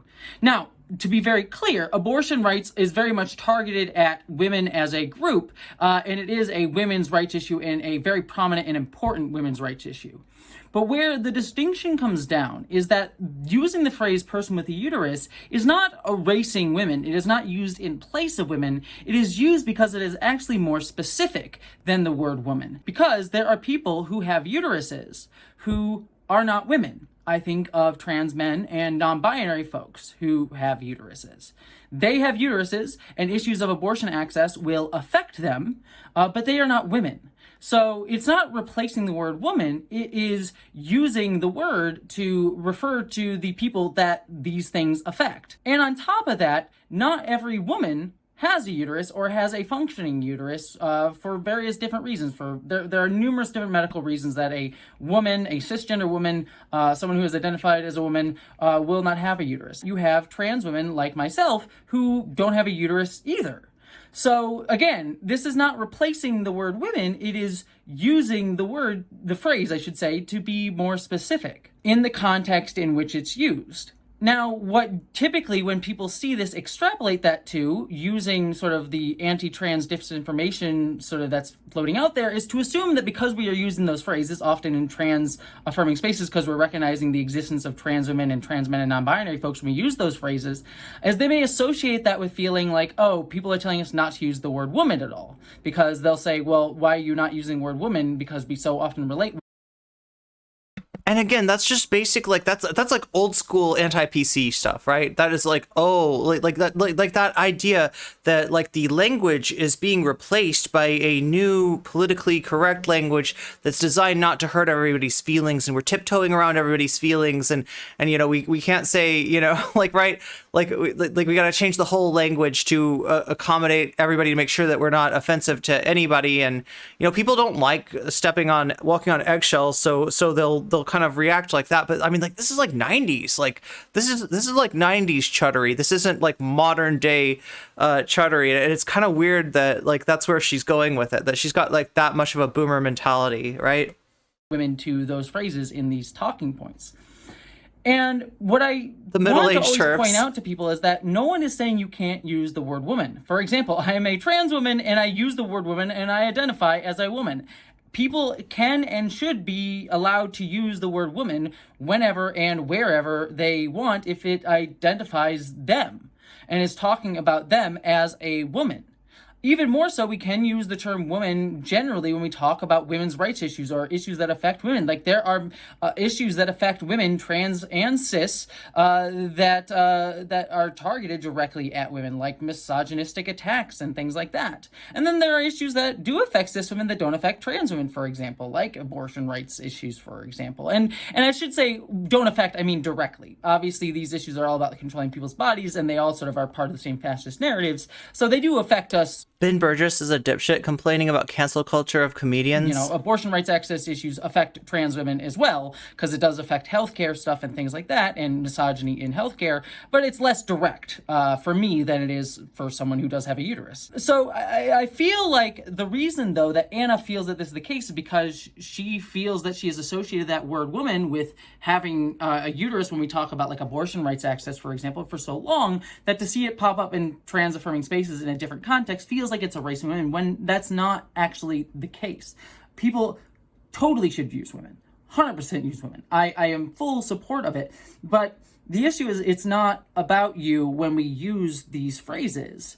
It may include you, but the reason we use these phrases is to be inclusive of everyone in which these issues actually affect. Now, a couple things that I will point out to sort of be conciliatory to her. She points out how she feels degraded by phrases like uterus haver. And that I understand perfectly. I understand how it can feel degrading in a society that often just views women solely as reproductive organs, as just baby-making factories, to see phrases like people who have uteruses as degrading, because she may feel like it's essentializing people to their reproductive organs, especially when we live in a society that does that often towards many cis women. And I understand that. I understand that so much. But again, here's where I would say context is key, because the use of these phrases is not meant to degrade people or to essentialize people to their bodily functions, but to talk about people's bodies specifically in context surrounding where these issues affect us. I would never go around when I'm trying to recognize someone's full humanity, use the phrase person with a uterus. Like I wouldn't go up to someone on the street, that I don't know or whatever and say like, hey, person with the uterus, how you doing? Maybe some like fundamentalist Christian types might, but I... NCC is my hero. Oh, thank you, Yokio. But I wouldn't. Like, there's a difference between like talking about issues... Hill covered this, Brianna Joy Gray and Robbie debated really on the rising. Interesting. Yeah, the other person that weighed in on, oh no, that wasn't on this. Kyle Kalinske weighed in on the philosophy tube discourse and just epically encapsulated the view from nowhere on this. But we will, let's watch the Hill thing after this. And specific context and maybe scientific context or, political context where that is important, and then difference between like everyday people. So I understand where the feeling of those phrases being degrading comes from, but I would just point out to look at the context in which these phrases are being used. Yeah, I mean, if that really was like a euphemism for like women or something like that, like but like, look, if somebody's gonna look at you that way, it's not gonna be trans people, right? Trans women don't look at cis women as like vessels for reproduction. I hate that I have to say this. I hate that you don't know this, right? Like, that just makes me wonder, like, how many trans people does Anna actually know, right? We're not the ones looking at cis women or looking at people with, uteruses like as like axolotl tanks, right? We're not the and Anna speaks to the legislation, and it's not legislation actually. You know what it is? It's the courts. She's blaming AOC for the fact that the conservative courts took away the Roe decision, right? Like paved over that, like paved over that legal precedent like it was never there, right? She's going to blame AOC and she's going to blame trans people for that. That is weird. Little to none if she thinks trans people are broadly actually expecting her to call herself a birthing person. God. But yeah, I mean, like, this stuff is real, right? there is a Christian nationalist movement out there, okay? And that's where a lot of this transphobia is coming from. This is where a lot of the trans G-side rhetoric is coming from, and it's also where the anti-abortion rhetoric is coming from. Anna, we got the same enemies. Does it not make sense to fight them together? Do you want to fight us too? Are you really gonna get your feelings hurt over the fact that, you know, we're speaking with more specific language rather than just like euphemizing people that can give birth as being women, right? Rather than just, you know, euphemistically referring to, and you know, like that's not just a euphemism. I mean, that's fucking offensive to like literally you would rather call trans guys women than to use language like, you know, a person with a uterus, person like that, like menstruating person or whatever, right? You'd really rather do that? You'd really rather like lump trans guys in as women? Like what the fuck is this shit? Like, right? How right wing are you, girl? And who it is for, and maybe don't. And again, I'm not trying to tell her how to feel or what to do, but I would say, you know, maybe analyze why you're taking TYT and people. Anna Kasparian are the tax bracket where no, I don't think we have the same enemies. Offense, and see if it's. Well, she's claiming that she's concerned about reproductive rights being taken away, right? And you could say that, like, yeah, that sort of thing affects somebody with money, somebody who lives on the coast, and you know, somebody who has the resources that she might need to take care of anything like that, right? It affects, you know, that person less. But the way that she's posturing is that that's what she cares about, and that, you know, that like somehow like we do not have the we can't afford trans rights when reproductive rights are on the line. And oh my god, Anna, like, you know, are they talking about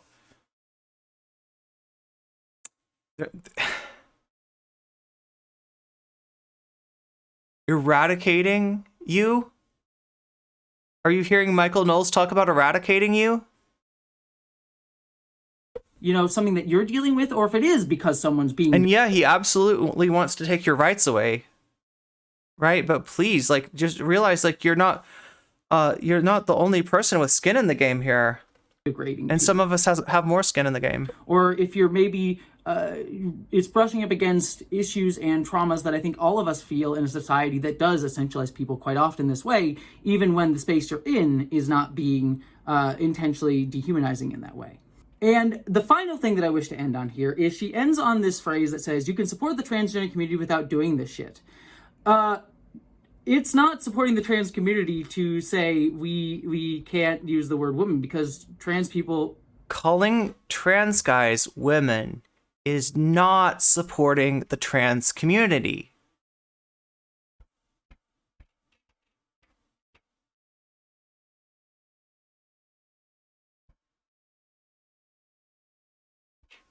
I don't know how much more clear I can be, right? That's messed up. Axolotl. Oh no, Axolotl emote? Damn. Is there like also, a Minecraft one? Wish to use the word woman. We want to use the word woman. We encourage and hope people use the word woman for themselves. In fact, we want to open the ability for more people to say the word woman and talk about themselves as women. That's kind of the point. And the reason that I think she is saying this is because I think she is believing not what trans people are actually saying, but is believing the misinformation around trans people, believing the TERF line of rhetoric that trans people are saying you can't use the word woman. That is a disinformation tactic used by TERFs and anti-trans people beyond TERFs to say, like, oh, we're erasing what women means, we're erasing the binaries between man and woman, we're erasing what it means, these phrases. That is the disinformation tactic. No trans person is actually saying that, but TERFs are saying that trans people are saying that. And again, this is where I want to try to give the benefit of the doubt, because one of the reasons that those rhetorics, those anti-trans rhetorics are so powerful is because they do couch themselves in the... When Anna starts with being a woman is unique thing, you know that she's going to go TERFy. I had to wait in a hallway after my hysterectomy because I apparently didn't have the right pronouns to go into the gyno ward until they heard that I used they, them. It was ridiculous. I was like, I don't care which ward you put me in as long as you don't unalive me. But yeah, it was tiring. Like, what if I'd had complications and unalived because I was in a ward away from gyno specialists? Like, I was also recovering from a hysterectomy. I don't know what danger they thought I'd be to other patients when I could barely walk. Wow. It's why I prefer Francesca and Emma more than Anna. Well, like, Emma, as far as I know, doesn't work with TYT anymore. Francesca, I'm not clear. Does anybody know about, like, Francesca? She was with TYT. I don't know if she still is. I know she has, like, the bituation room, which is, like, her own thing now. They're more willing to, unless you're talking about a different Emma, I'm thinking of Emma Vigilant. They are more willing to adjust to different language. Anna sounds more like someone whose image went from firebrand to pearl clutching. Absolutely, yeah, I feel that. They got rid of her show. They got rid of Francesca's show. Ben and Ravana's show as well. Wait, is Francesca still, like, do they bring her on for stuff, or is it have they cut ties? Because honestly, I mean, getting fired, like, you know, if anybody got fired from TYT recently, I bet they're kind of secretly somewhat relieved now that they don't have to be associated with this absolute dumpster fire. Veneer, the aesthetic of feminism. They pretend to be feminist. They say, "Oh, we're gender critical feminists."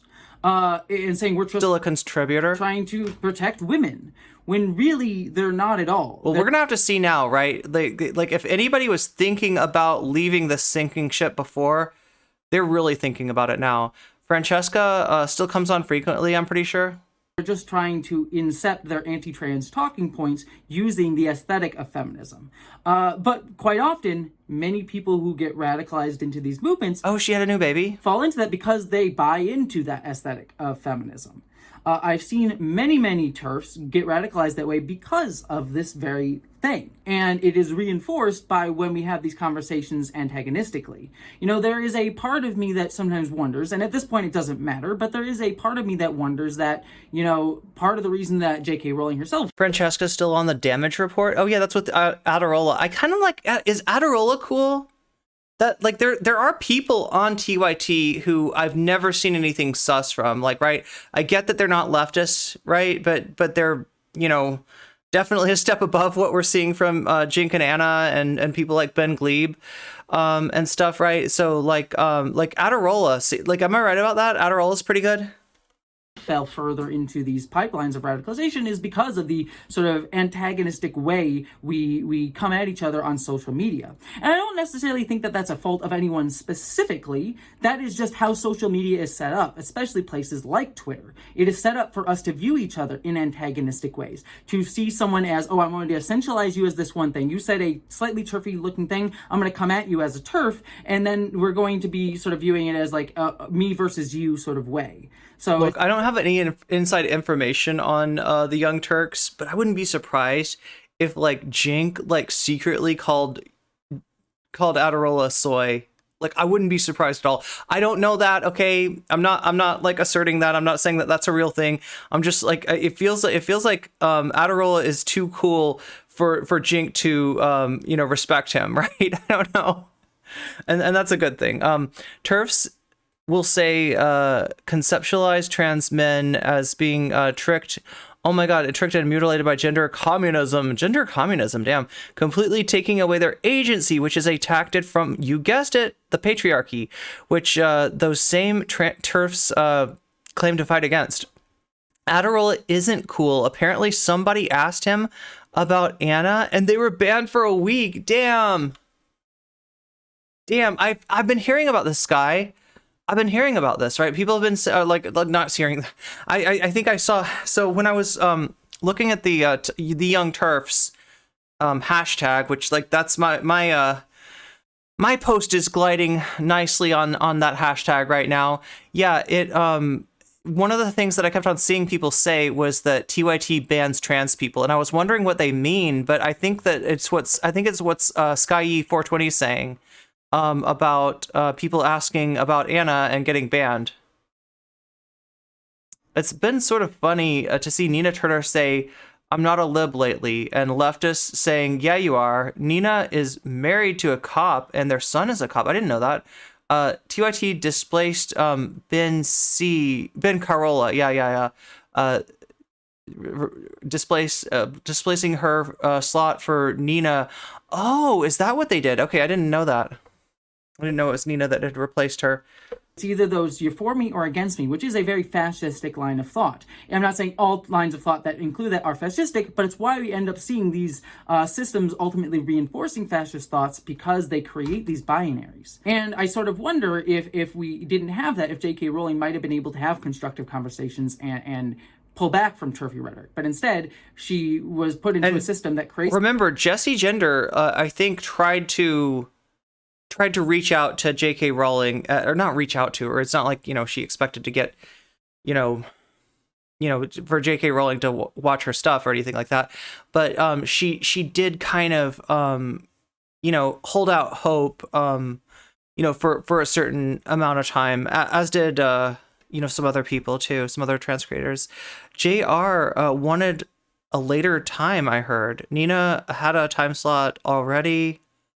I watched that pre-show clip, and he was asking the mods to take the ban off. Okay, so he did at least ask the mods to remove the ban. That's good. Ben joined before she started transitioning. It's difficult not to wonder if that was a factor in her losing her slot. Yeah, I mean, we don't really know, do we? That's a good point. Like Dr. Ritchie, I like Dr. Ritchie for content, but they praise good cops too much and give Dems credit for too much. Yeah, these antagonistic rhetorics, and she just fell further and further into people telling her that she was okay and she was a good person because that's how she viewed herself. That does not remove the blame from her. She is a human being, an adult, and should not have fallen into harmful rhetorics, and so she should be held accountable.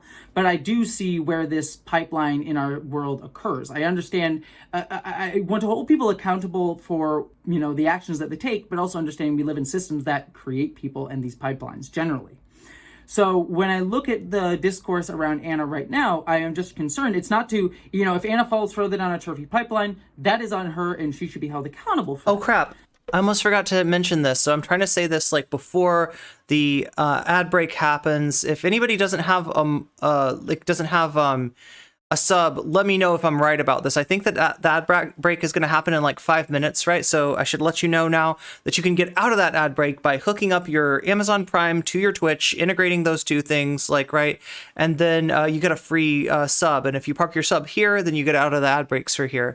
So other ways you can take care of that is, it's just $5. You can spend $5 on a sub for yourself and get out of the ad break through that. Or, if you don't have money to spend, I totally understand that. Just hang out and be your wonderful self. And I'm sure that at some point, somebody who's giving gift subs will notice you and give you a gift sub. So those are the ways that we beat the ad break.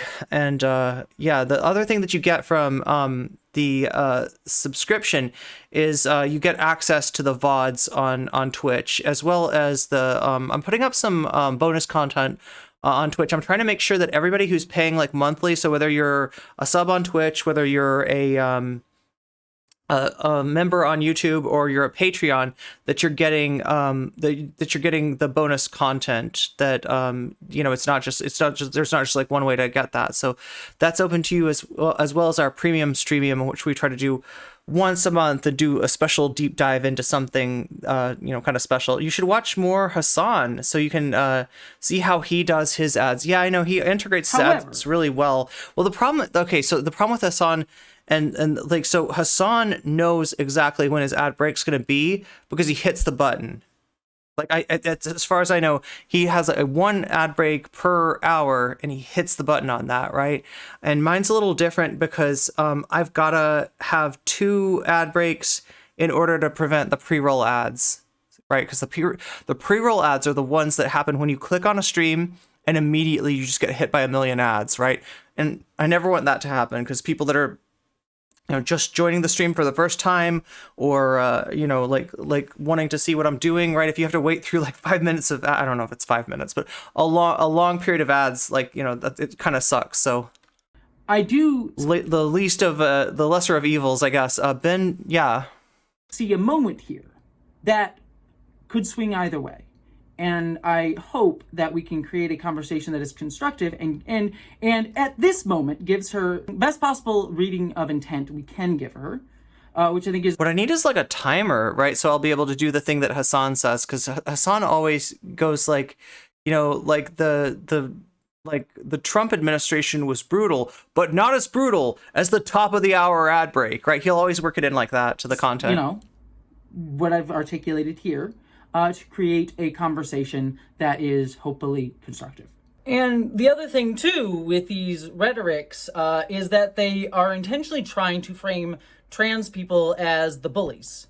Again, when we create these antagonistic rhetorics and people ask to be considered and nuance is lost, it allows people to see trans people as like, oh, you're the bullies, you're bullying, you're telling me what to do, you're trying to destroy my free speech. Again, not saying that this is what Anna's saying, but this is where that sort of narrative gets generated.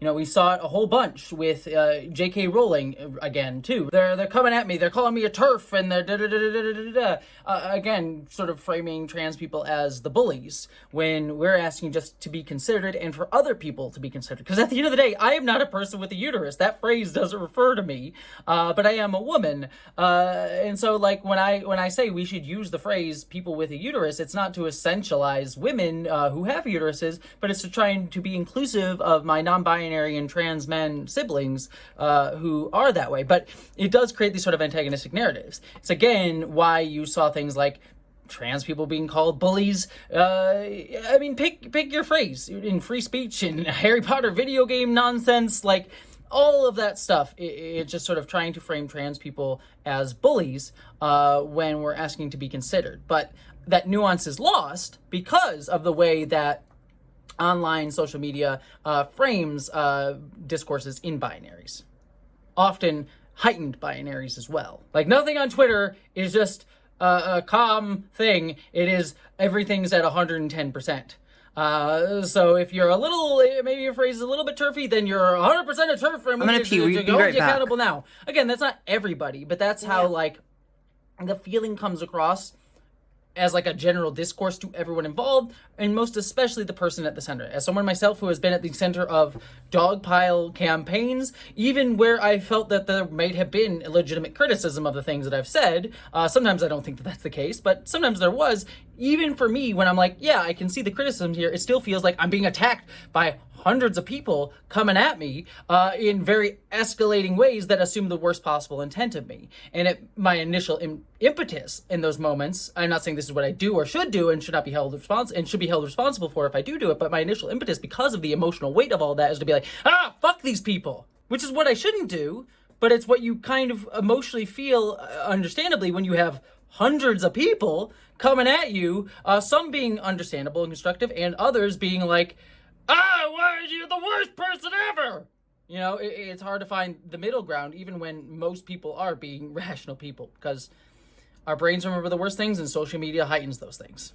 And just to wrap out here, I'll kind of reiterate, I don't know Anna at all, really. I don't really watch The Young Turks. Oh my God. I'm sure maybe some people will come forward and say, this isn't surprising, or there's other problems with some of the things that she's said in the past. I don't know that, so I'm not endorsing. Wait, timing the ad breaks with the actual physical breaks is the best? All of her reviews, nor am I trying to, downplay them if there's something she said or done that is absolutely horrific that I should be made aware of or something like that.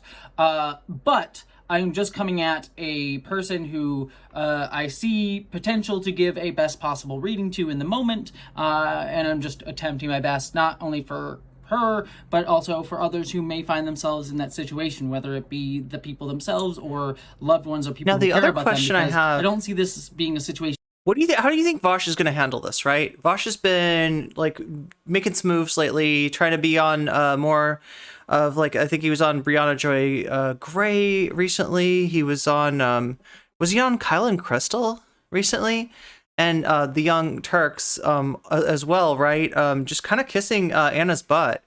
in a big way. I wonder if he's going to be obliged to disagree with her on this one. That just happens on Twitter, but I see this happening in families, in homes, with parents and loved ones, having this exact type of conversation played out, and many people not knowing how to respond to that. You know, if you do see a family member starting to espouse maybe TERF or rhetoric, being like, yeah, support trans people, but, you know, why do they keep saying you can't say woman? You know, I just want to say the word woman. You can now go and say, well, actually...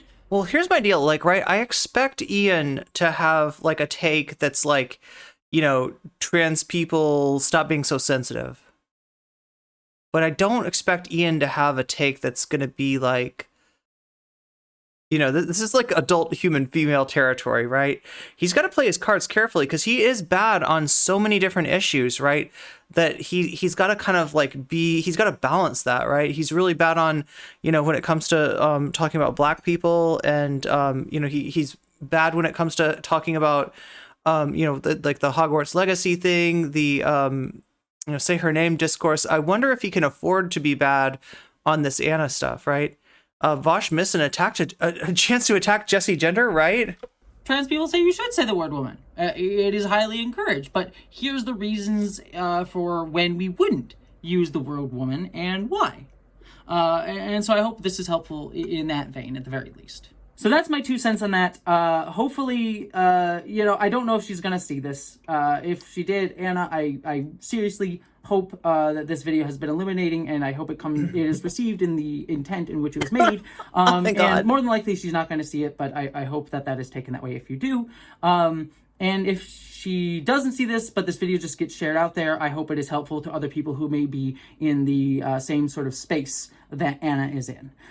Twitter being a hell pit where nuance goes to die is a big factor in this. You can be as rational and calm and informed as possible and still be ignored in favor of someone who's loud and unhinged. Anyways, I love you all. I hope you're all taking care. And all right, so another awesome video from Jesse Gender as always. Chat, how are you doing? I feel like we need a little break to just like to wake chat up and see what people's thoughts are on this, right? I mean, what do you think is happening here? Do you think this is like is this just kind of a realignment that's bound to happen every, like, now and then, right? Are we going to be seeing this from more and more people? Is this the perverse incentives of the right-wing gravy train that are you know, causing this to happen? Or, you know, I mean, like, another way to look at this is that, like, people tend to have more conservative takes as they grow older, and, like, I'm not trying to make fun of like anybody's age or anything like that, but, you know, I mean, like, you know, Anna and Jink are, you know, kind of enjoying the stream today. Nice. Yes, yes, and yes. All of the above. All of the above. Okay, that makes sense. I realize that I'm sort of like, I'm usually really like kind of hurried to get through content because I always bite off more than I can chew. You know what I mean? I always put like 7 things down on my agenda, and then realistically I can only do 3 of them. So I'm trying to be a little bit better than that. It's a dollars thing, and cis supremacy, disregard for the lives of trans people. Oh wait, Paul Squall is talking about, do people get more conservative as they get older or richer, right? So that's another thing, and I've kind of had my eye on this for a while, right? There's something going on with like wealthy, primarily white liberals on the coast, right? Where you're seeing like more and more takes that are like, you know, yeah, well, I support housing as a human right, but god damn it, we got to do something about these homeless people. Or like, you know, yeah, I support police reform, but first we need to get tough on crime, right? Or, you just see this in all kinds of ways. Like, right, they'll be like, it'll be like a liberal who's like, I'm a liberal, just to let you know, I'm progressive, I believe in all this stuff, but the one thing that really grinds my gears is this. And it's like a chud take, and you're like, okay, that's really cool. You're like, you're like Dr. Lib am Mr. Chud, is what you are, right? You're flipping back and forth on us, and it's kind of, I don't know what to make of that. I don't know whether to trust you or not at this point. Like, I mean, you've got Bill Maher as almost like the alpha pattern that a lot of these people are following. Obviously, Bill Maher is a lot further along. I would say that Bill Maher is basically IDW at this point. He's basically, akin to like, one of the, like, Brett Weinstein or something like that at this point. But it feels like a lot of these people, are following that path, and it's really kind of disturbing because it makes you wonder, like, you've got a difficult choice in the U.S. as far as where to live, right? There's places that you can live that have, the rent's not too bad, but those tend to be red states, right? And then there's places that you can live that tend to at least not, be voting like, for Trump or DeSantis, right? But those places you're going to pay a lot for to live there, and it's kind of a difficult thing. And then when you see people in those big cities, right, those places where the rent is really high, but at least the politics are good, like it starts on the local level, right, where they're voting for like pro-developer kind of politicians, and it's mainly because like these people tend to like keep some of their money wrapped up in real estate. And so they want their real estate to be more and more valuable. They want it to be an investment. They want it to keep going up. And if you look at like what the last 20 years or something like that, you can see a pretty consistent like up. There's like a little blip around like 2008 or something like that. But mostly, if you had real estate in 2000 and you have it now, it's going to be worth a lot more. So they want that to continue to be an investment. And if it continues to be an investment, in other words, if it continues to appreciate in value year after year after year, like it is already impossible to live in a lot of these cities. Like if you're not making like six figures in a lot of these cities, you're considered poor. Toggle cat ears. It does seem like TYT is all around taking a turn towards the conservative and or are not developing more progressive politics along with the times. Probably a combo of the two. That's a good point. As people get more money, they get more conservative. Anna has been reaching out to conservatives like Shapiro and reactionaries like Vosh. So here's what I have a problem though. Like, I don't know, like, is this the Anna and Vosh thing? Is that like a bad mark on Vosh or is that a bad mark on Anna? It kind of works both ways for me, right? They're both kind of bad, like in different ways, it seems like. So them doing content together is somehow disappointing for both of them.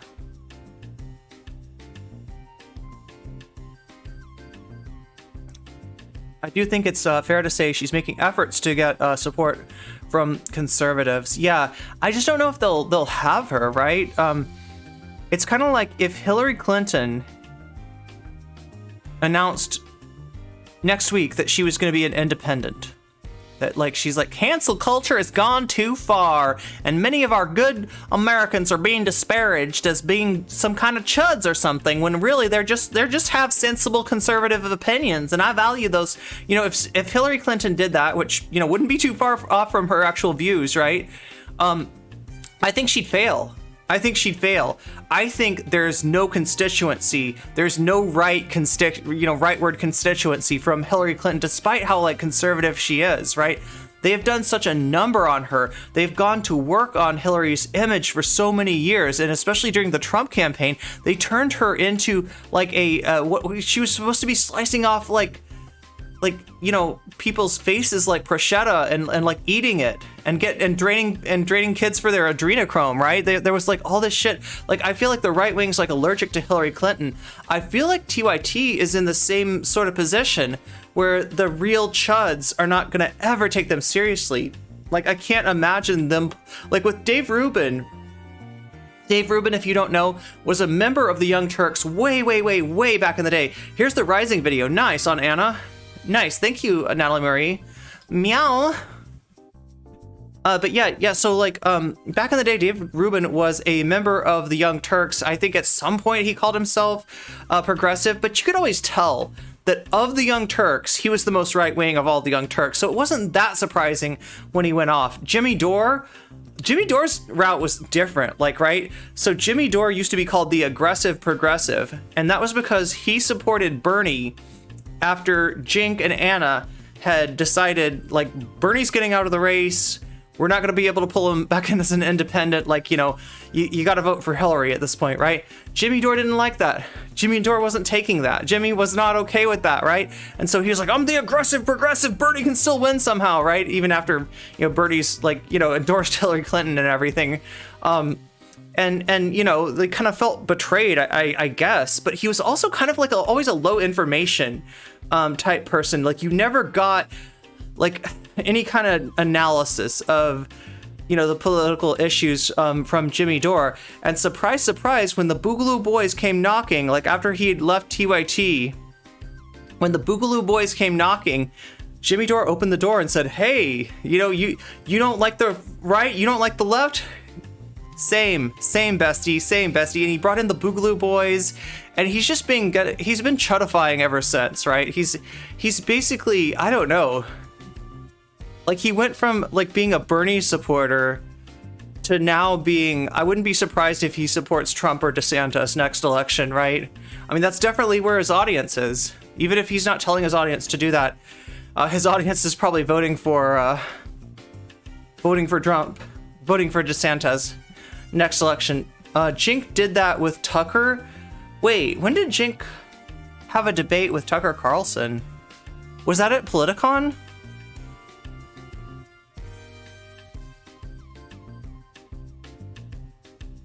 All right, Natalie, I am opening up your link.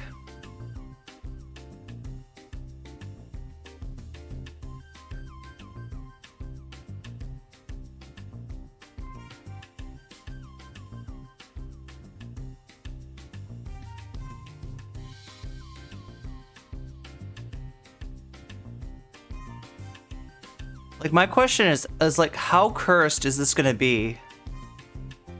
How, like, actually for real cursed is this gonna be?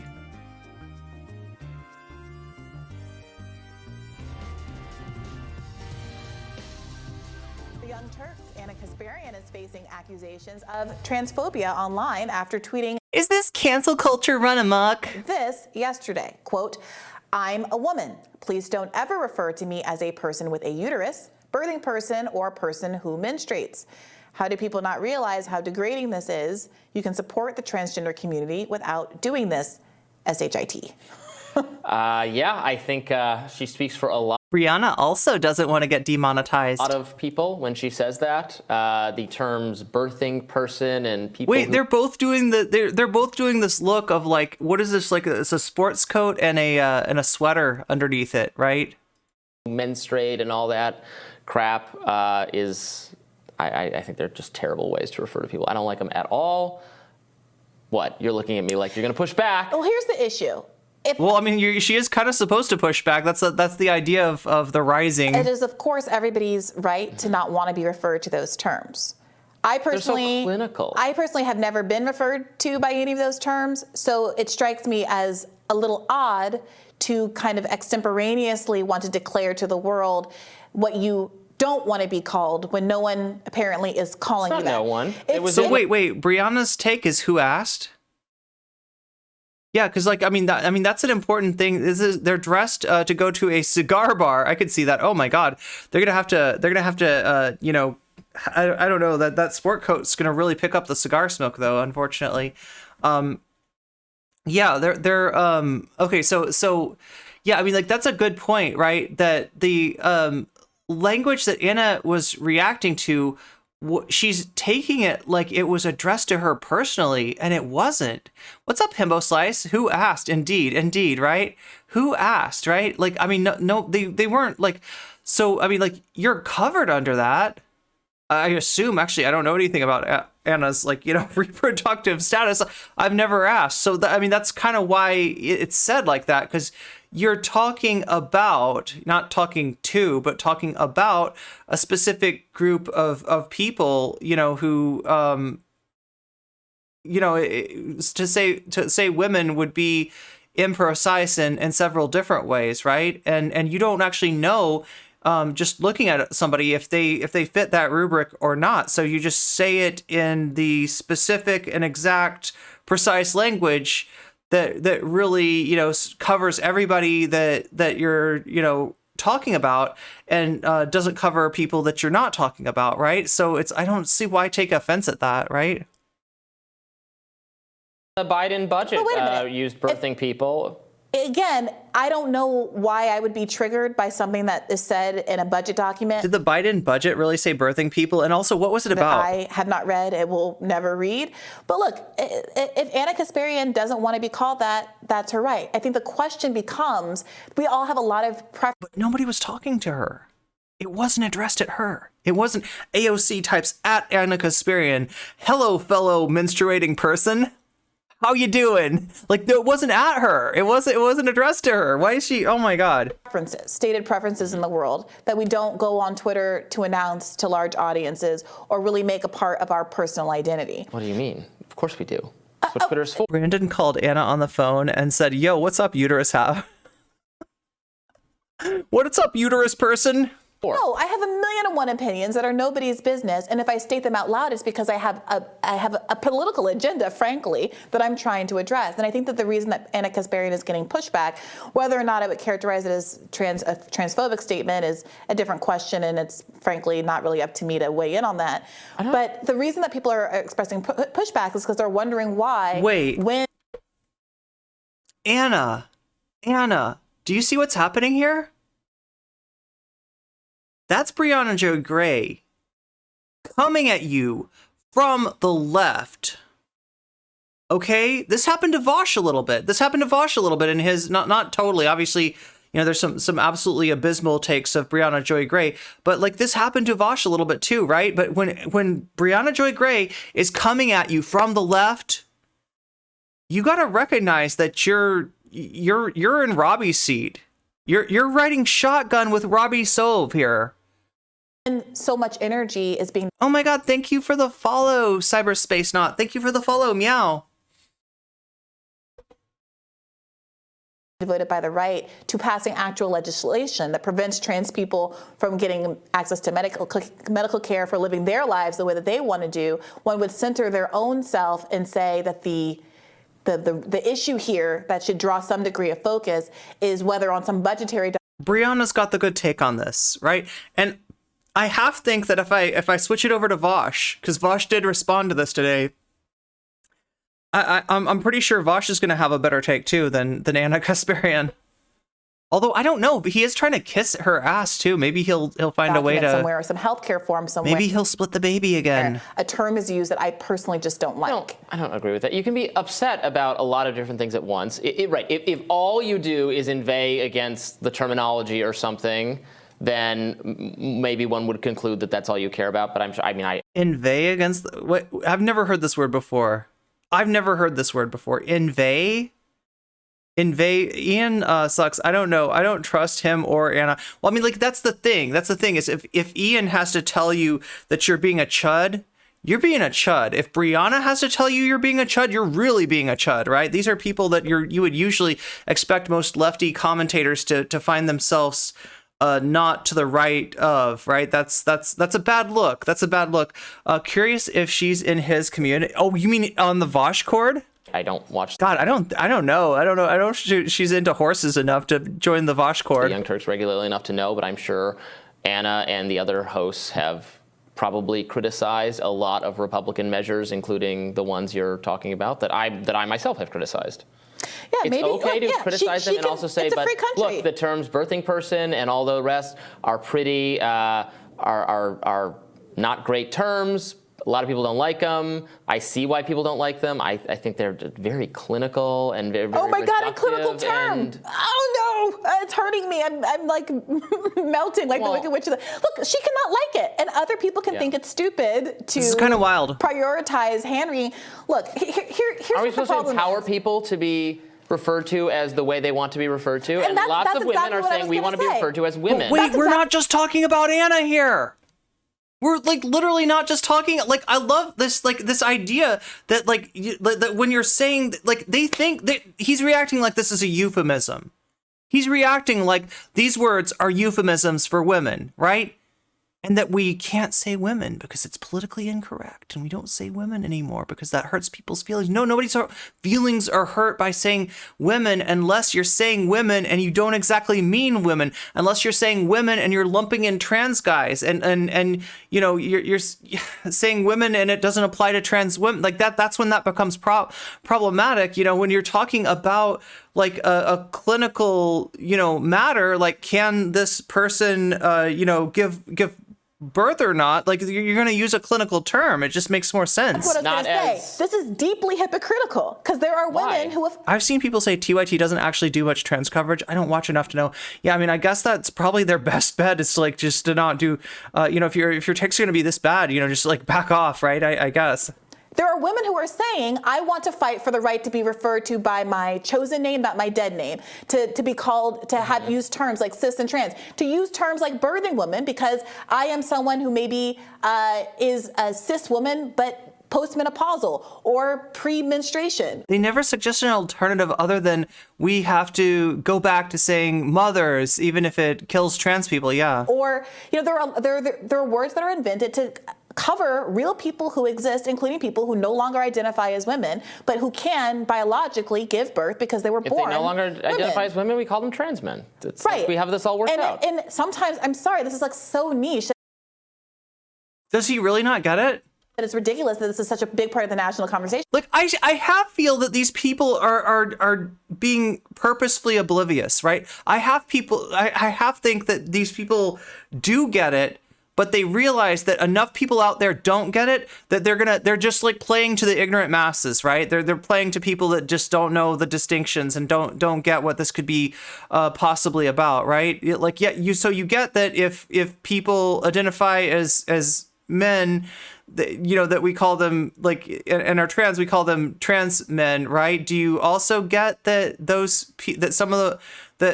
people might be impacted by legislation, which, like, oh my God, when Brianna Joy Gray is talking sense, you know the situation is dire. True.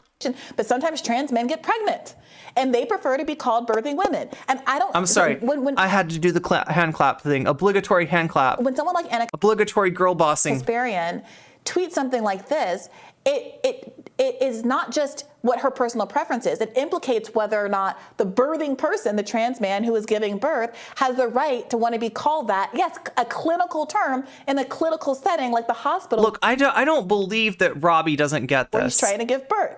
Now, you can think that person... I feel like he's playing ignorant here. Purposely oblivious, malicious, or willfully ignorant. Got to be one of those three.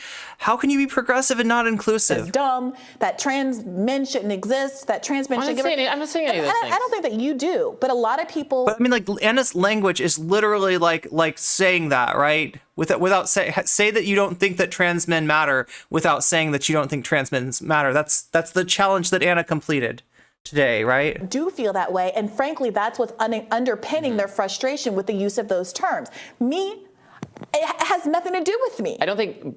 Inclusivity should not be about erasing people. Yeah, and look, Brianna gets it. It's not about her. It's not specifically towards her. Nobody's calling Brianna, like, you like saying to Brianna, you're no longer a woman. Don't say woman anymore. You are a person who menstruates. You are a person who gives birth, right? Nobody's saying that. And so Brianna's not reacting like that. Why is Anna, like... This is so wild. Who fall into the traditional categories and who are proud to proclaim themselves as men and or women. I think that that's fine. You can use trans men, and I completely trans respect women to describe people what who is fall into his those. argument? What even is his argument? Nobody's saying that you can't. What the hell? Like, that's not what Brianna's saying. She's not. What the hell? Categories, that's fine. Anna Kasparian saying erasing people are trans men and non-binary and two-spirit people, not people. Yeah, that's what term birthing person is. No one's ever going to call her a birthing person. She's a woman who was born a woman, who identifies as a woman, who's been very clear that she identifies as a woman, there's no world in which she's ever going to be somewhere. I know, Harvard Medical School might describe her as such because I'm reading. They have a whole article on. So again, the fact that someone uses the term "somewhere in the world" is not the same thing as Anna Kasparian going into her gynecologist's office. Yeah, like Anna's acting like the AOC was like, "Yo, what's up, what's up, fellow person with a uterus? How you doing?" Right? And them calling her a birthing woman. At the start of Vosh's coverage, he has a joke about loving to speak over women. Of course not. Of course not. He loves his misogynistic jokes. If that happens, I think that she can object and say that I feel that undermines my femininity. V with the great take. She was born a baby, not a woman. Undermines my status as a cis woman. Yeah. And she can have that feeling. Yeah. But in a world where there's legislation being passed and the whole thrust of our legal system is to deny... We don't call 5-year-olds women unless you're a white person adultifying trans people the right to even be trans, to focus on these kind of... Wait a minute, let me just finish this. The focus on this, I'm telling you why people are upset. This is not, no one's arguing that Anna Kasparian needs to be blocked from Twitter. I mean, maybe somebody is, but I certainly am not. The point here isn't whether she should have the right to say this. The point is what the obvious implication of her coming out and saying this is. And look, she is making a stand. She wants to get the sympathy of people who similarly have an objection with that term. And a lot of people, and you can see it in the quote. This feels like a wrestler doing a heel turn, right? A white person adultifying black girls. Yeah. This feels like a wrestler doing a heel turn, right? So you know what this is? Like, right, we're gonna... I hate that I'm always talking about wrestling. I'm not actually that big of a wrestling fan. I just know that, like, I need to talk to more wrestlers, right? I talked to Kid Bandit, and that was really cool. That was really fun. It's really cool to meet a wrestler like Kid Bandit. I got to talk to more wrestlers, right? But it does like have like certain implications towards like content creation, specifically, debate culture and online political culture, right? It does end. It's a lot more. What I'm saying is it's a lot more like pro wrestling out here than you think, right? Not that I'm not real, but there's a lot of people out here that are just like, they're looking for a lane and they're like, I'll take that one. I'll take that one. I'll take that. Oh, can we move a little bit more to the right? Look, there's more money over here. They're like playing Subway. What is it called? Subway Surfers. Yeah, they're playing Subway Surfers, and they see the gold coins over here on the right. Let's get in the right lane. Get in the right lane. Yeah. Get all those gold coins. Get all the right. I don't know. It's wild, right? But it is kind of like a heel turn, right? With Anna, it feels like what she's doing is she comes out into the ring, and you expect her, like Anna and her, tag team partner who is trans, and then all of a sudden Anna's got the chair in her hand, and instead of hitting her opponent, she's hitting her trans like tag team partner, right? And it's like, ooh, massive heel turn for Kasparian. It looks like she's gone over the bad side, and she's like, that's right. Ben Shapiro's my new tag team partner now, right? Does it not feel like that? Does it not feel a little bit like that? Am I going too far with the wrestling metaphors here? The sympathy for white cis women who, as we know, are super obsessed and die from trans-run medical system and government. Sarcasm, a joke, but some TERFs and fascists do literally, they'll say stuff like that. They believe that trans people are in control. Oh my God. Well, that's that anti-Semitic tie-in, right? Runs the world, right? That's that kind of thing, and sometimes there's a lot of implications in that runs the world stuff, right? It's, I'm right. Okay, so it does. So pro wrestling does apply. Look, I'm just saying this because I know that Cyndi Lauper got famous from knowing all the wrestlers, right? And I know that when Cyndi Lauper got into a jam, she got into a tough spot where not even Steven Spielberg could save her. She goes she whistles, and Andre the Giant appears, and Andre the Giant saves the day for her. So I want to be able to do that. I want to be able to whistle and have Kid Bandit poof into existence and kick some sussy debate bozo's ass, right? It would be epic, and pin them, I want that for me. Right? I need, I'm like the Cyndi Lauper of trans streamers is what I'm trying to say here, right? Tweets of who's quote tweeted her and boosted her, Matt Walsh and Candace Owens and people like that, who have very much said that they don't believe that trans people should exist. They don't think that transgenderism should exist. And I gotta say, that's probably a conditional retweet, right? Anna's thinking that she's taken these viewers to the bank. I don't think she is, right? Getting retweeted once by Ben Shapiro, getting retweeted once by Candace Owens. I don't think right.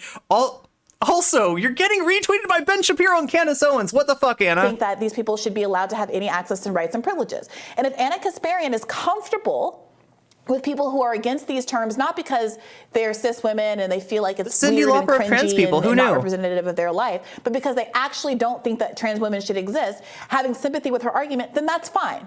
And that's completely fair, and she can do that. But to act kind of surprised that people are going to object, people who are leftists, who are very much committed as a priority to trans rights, that you want to take this frolic and detour down this linguistic path that validates so many conservative arguments. Okay, so question, what does she mean by leftist? Like, I really don't think she means leftist. I think she means leftish people, like NCC just wants to have fun. That's right. It's good enough for you. It's good enough for me. That's what I'm saying, chat. That's what I'm saying. Like, I see your true colors shining. That's why I love you. I mean, you can't be surprised by that reaction. That's all. I see your true colors shining. And a trans person tweeting, let's say a trans woman saying, don't ever refer to me as a man, I am a trans woman. The difference is, if a trans person tweeted, I don't think cis women should ever refer to themselves as women, that's objectionable. Mm-hmm. That is the equivalent of what Anna What if they just said, don't refer to me me that way, which is what Anna said, don't refer to me that way. That's fine. Nobody's adding you, Anna. Yeah, well, and that's you're gonna get and trans men and non-binary two-spirit people always go transphobes hate trans women. Wait, they always go transphobes hate trans women as if no one else is trans or affected or unalived by this. Yeah, good point. Because it's absurd. She bop. Oh, yeah, that's the one thing I need to work on. Like, Cyndi Lauper does that little squeal thing, and I know that if I do it right, my microphone's actually going to read it as noise and eject it, and you'll just hear like you'll hear like a strange, like, it'll almost sound like my microphone cable is coming out or something like that. So I can't do the Cyndi Lauper squeak. I also can't do the Cyndi Lauper squeak because, like, my vocal cords aren't quite up to par as far as, I don't know, maybe I need to concentrate on, I never did the voice lesson thing, right? So I just like kind of talk like how I talk and it works, but yeah, I could probably benefit from something like that, honestly. I don't know, chat, would you like to see me do content with like a voice lessons person and stuff like that? Would that be good? Vosh is saying this is an idiotic white woman makes everything about me shit from Anna. See, this is the thing. When Vosh has a better take than you fucking suck. You fucking suck, Anna. Bird. It's like if I went on the internet and said, don't refer to me as an elephant. Like, at a certain point, you are creating, you are manifesting, you are inventing scenarios that don't really exist just to be mad at them. And again, like I said, basically, Anna Kasparian is if she said this statement in the context of, I went to the gynecologist, and my gynecologist who knows me for years. No, now I imagine Anna singing like a Bob Dylan song. She's like, I went to the gynecologist, and they called me a menstruating person. I was very upset, and I felt dehumanized. I don't know. God, my Bob Dylan needs some work. And has been referring to me as Anna Kasparian and knows that I identify as a woman. Suddenly started saying, oh my God, I'm so ridiculous. My birthing person calipers out and start doing this pap smear.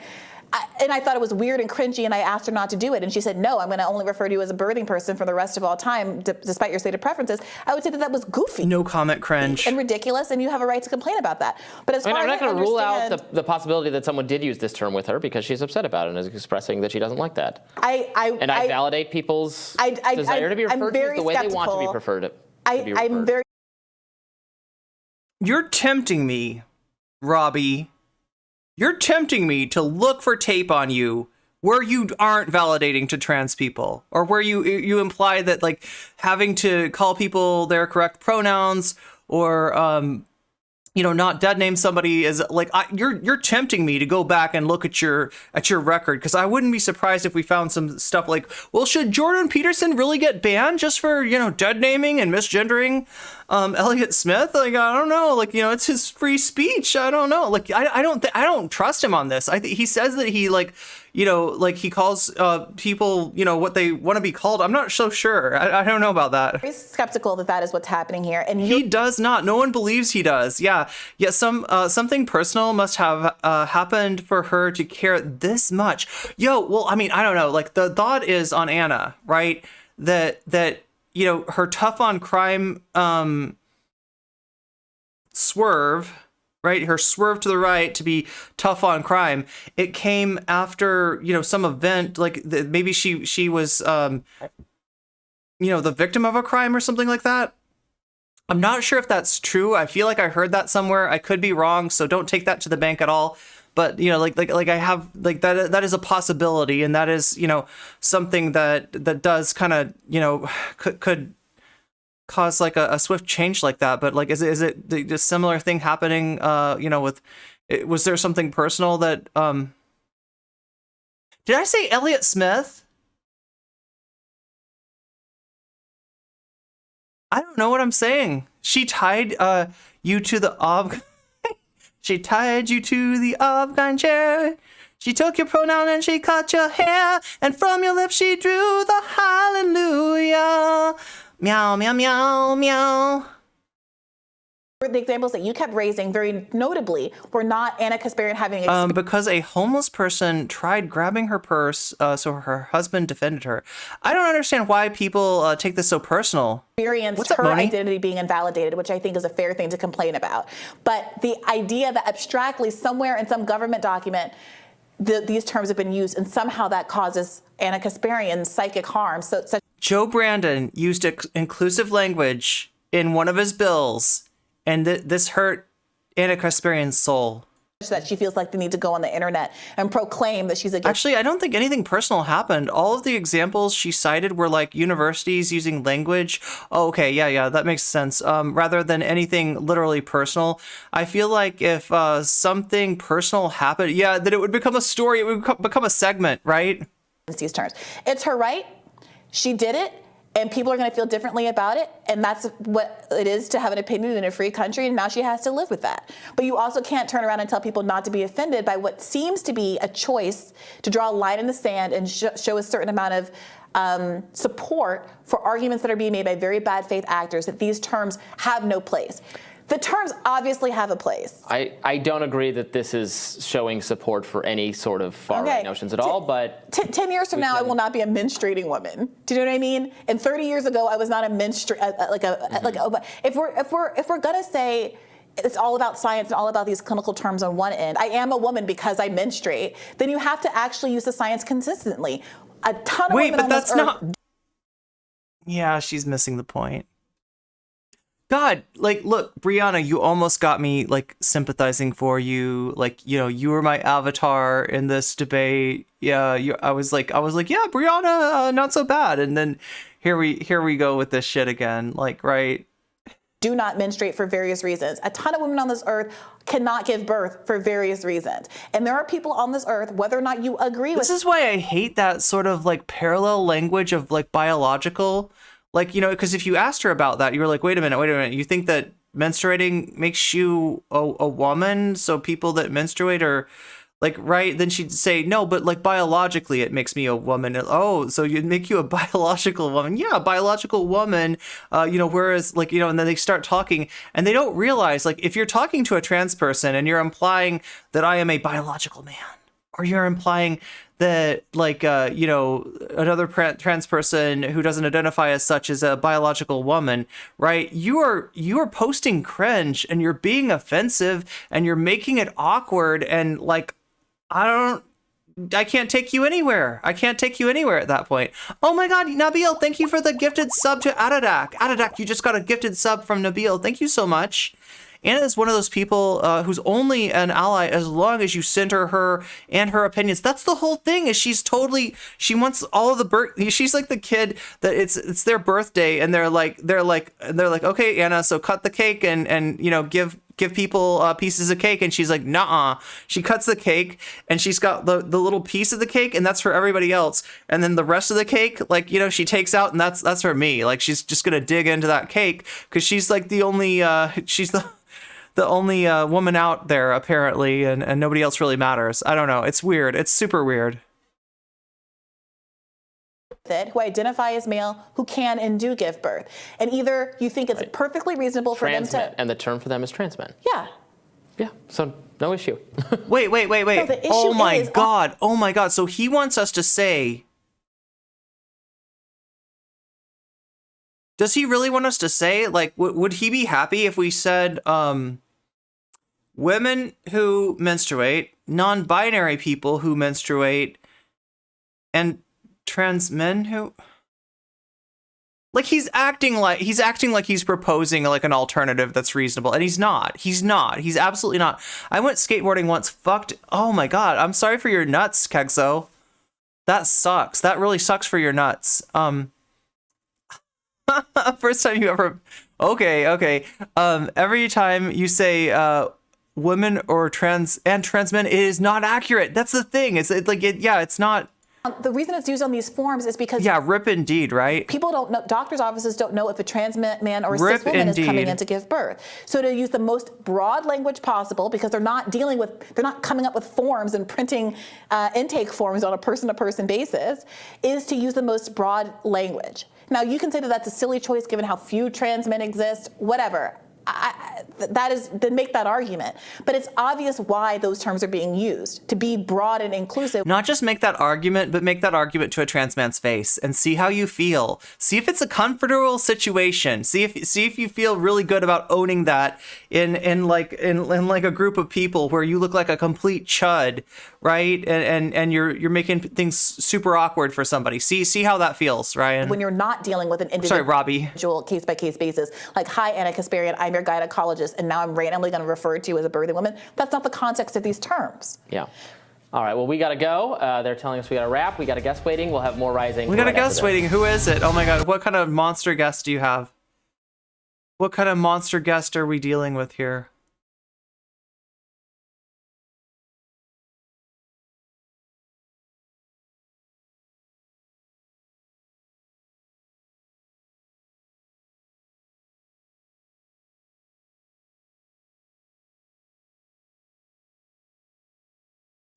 I don't know, chat. What do you think? I'm kind of wanting to skip the Vosh. Like it sounds like Vosh, like he made like a crude joke, but he didn't really have a bad take. Am I right, Natalie? Like Vosh isn't endorsing Anna's chud take. Do you think we can skip Vosh today?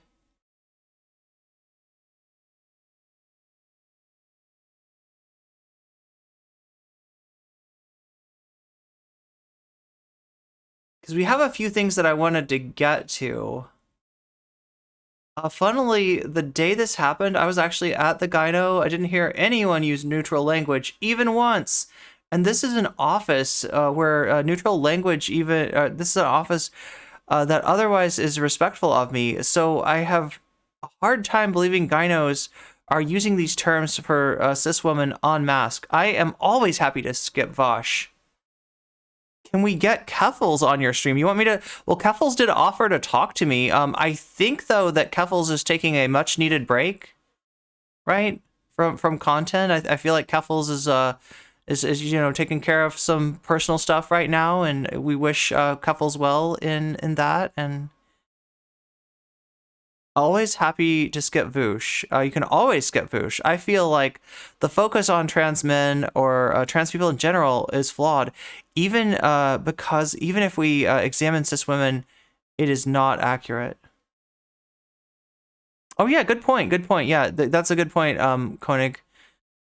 Yeah, like this idea that, like, and Bree almost like brought it up, like Bree almost endorsed. I don't know if that's what she meant, but she was saying, like, woman as in someone who menstruates, right? That's not even true of all cis women, and that is insulting to essentialize womanhood in that way. That menstruation or the capacity to become pregnant is what that's what we reduce women to. Because it sounds like if you're to take Anna in the best possible faith, right, then what she's saying is that she feels insulted by the language, which she feels like reduces her to her biological capabilities, missing the point that it's not trying to reduce her to her biological capabilities or the like physiology or anything like that. It's trying to include all the people who a law might be applicable to, all the people who, when we talk about things like adding tampons and pads to all bathrooms, right? That's like, where we might want to use this language, right? It's not really, Keffels knows what she needs to do if she wants to come on stream. That's true. Yeah, you remember, Adadak. Yeah, I do want an apology to Zara if Keffels wants to make content together. I'm not sure how serious Keffels was about that, or whether Keffels was just looking for a quick drama injection to her stream, but yeah. It has a lot of yeah, that's a good point. It has some ableist aspects too. To be honest, it could end up hurting Ian. Anna maybe be a chud, but she doesn't deserve Ian's Gamergate style attacks. Wait, is that what he's doing? He's happy to have an acceptable target for his misogyny. Well, I mean, as far as I know, the two of them are kind of buddy-buddy. Nobody comes after Zara. That's right.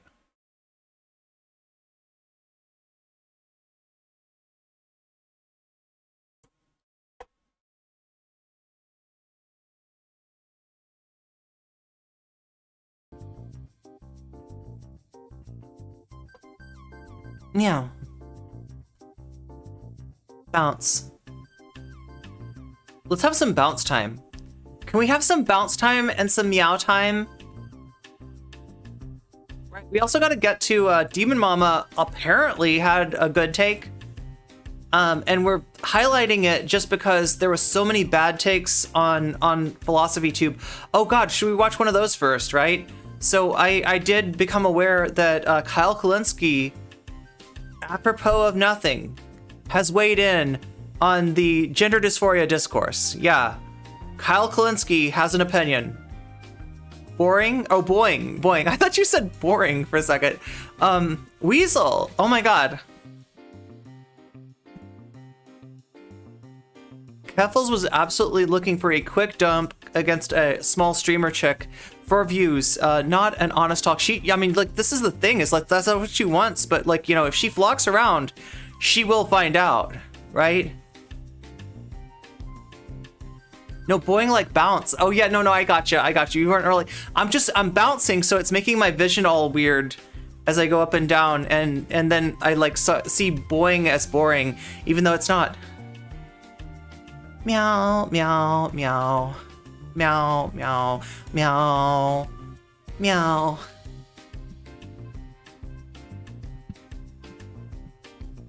Oh my God, I didn't realize though, it feels like I'm bouncing the whole entire room, but I'm just on a trampoline.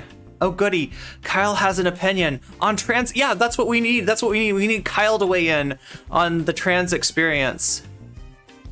I don't know. I mean, from what I understand, Demon Mama's the only one who kind of took the time to look into what Abigail's real take was, right? Because you didn't get it all just from that tweet. I mean, you could have kind of extrapolated it from the tweet, and then there was other people that were kind of explaining it in their own way. I think Sophie from Mars did a pretty good job of explaining what Abigail was actually getting at.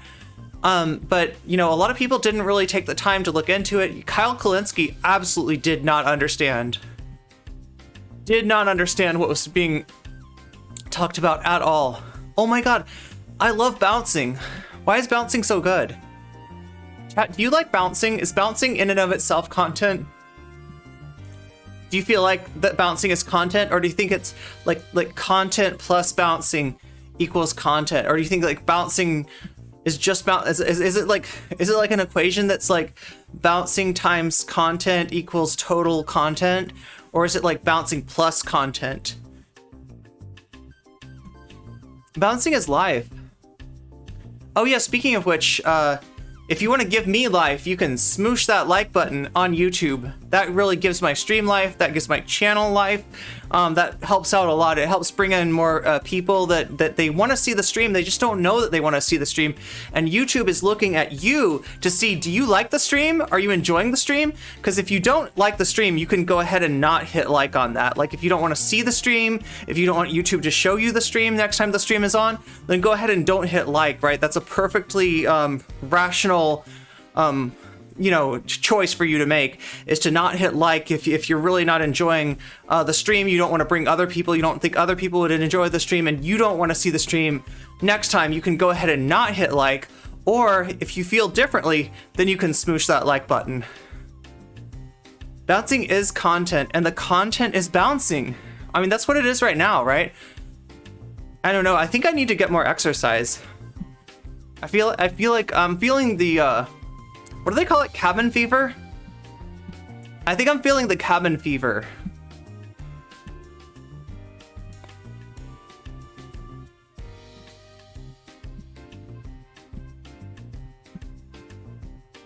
I just wish it didn't move the camera so much. I'm a little bit like confused by that. Because my floor isn't particularly bouncy. It's pretty solid. But then again, I guess solid floor could transmit force even without bouncing.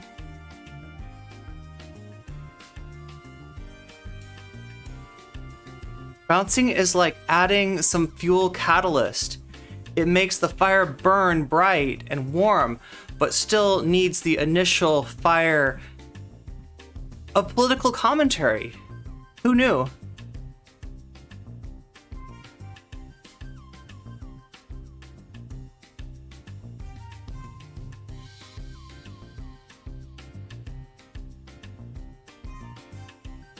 Cat ears and bouncing is good, yeah. I started going for walks every day a month ago, and I feel a lot better. If you have cabin fever, then just walking is a good option. Yeah, I'm actually considering getting a bike.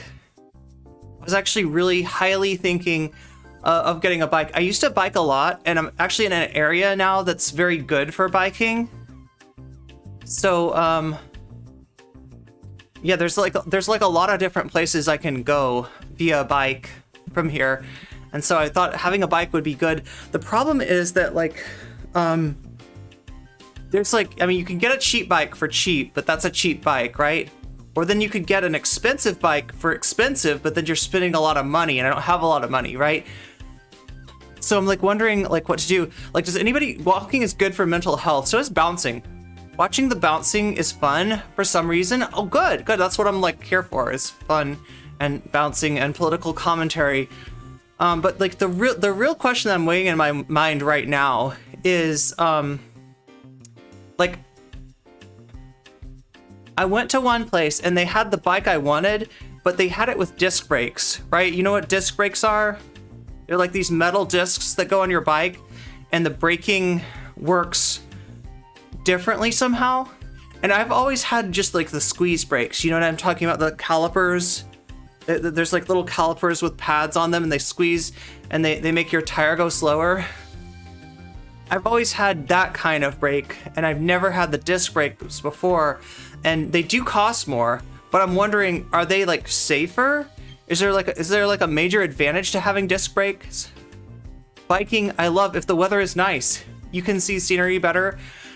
Go see squirrels and ducks and such. Yeah, and go and eat berries too.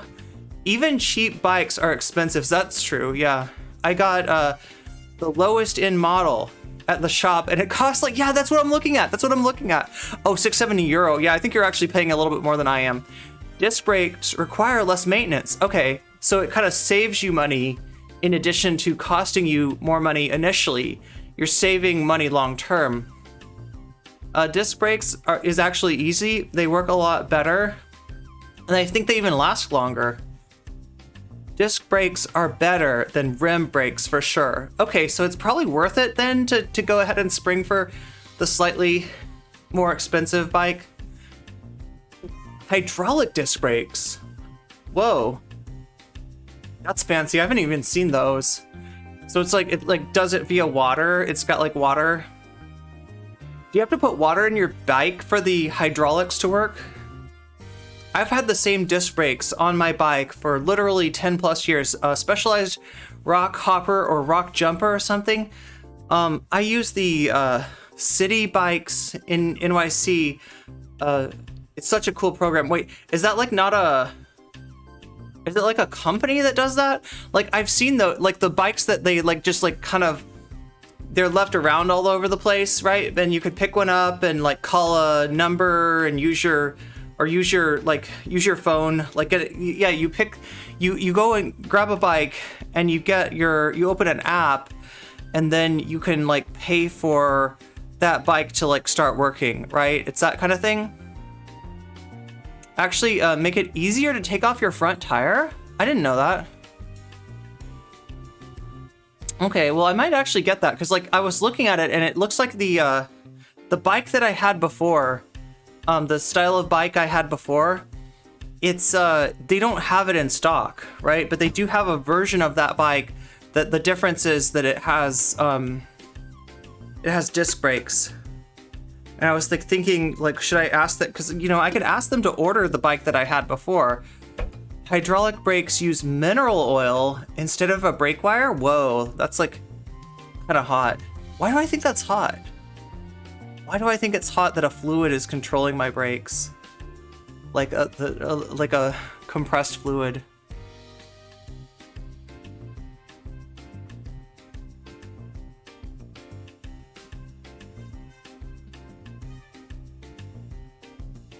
Okay, so let's take a real quick look at Kyle Kulinski. We won't stay on this for long.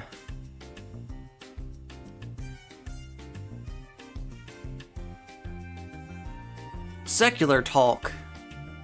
There's something about Kyle that's just like, I know, like it's super, there's something about Kyle that's like super chuddy. I can't even tell. I don't even know what it is. People are trying to make a similar argument. So we got a little bit of drama bubbling up. We got some drama. We got some drama. On left. Tell me about it, Kyle. Tube or bread tube, as the kids call it. Something tube. The kids call it bread tube. I don't know what I call it. I call it. So you have Abigail Thorne, or philosophy tube, I believe is the name of what the kids call it. What the kids call the bread tube. Her channel. Abigail Thorne made some comments that were pretty controversial the other day. She's responding to an article here about NCC thinks about hot fluids and then takes a sip from her big coffee mug. I'm always thinking about hot fluids. Yeah. Gender dysphoria, and she says, probably because gender dysphoria was made up based on unreliable data by a bunch of cis doctors, multiple of whom I feel like Kyle still wants to be cool, but it's like 2003 style of cool. Have since been disgraced. It's like oh my god, what is that word? Why can I not remember this word? Chug. It's like pre-chuggy. We shouldn't need... Because there's chuggy. Chuggy is like live, love, laugh, love. Wait, live, love, laugh. What is it? Eat, pray, love. You know what I'm saying? Like chuggy is like early 2010s. But this is pre-chuggy. Some cis person's fantasy... The kids haven't called it bread tube for years, Kyle. Diagnosis to transition. The fact that we want to is enough.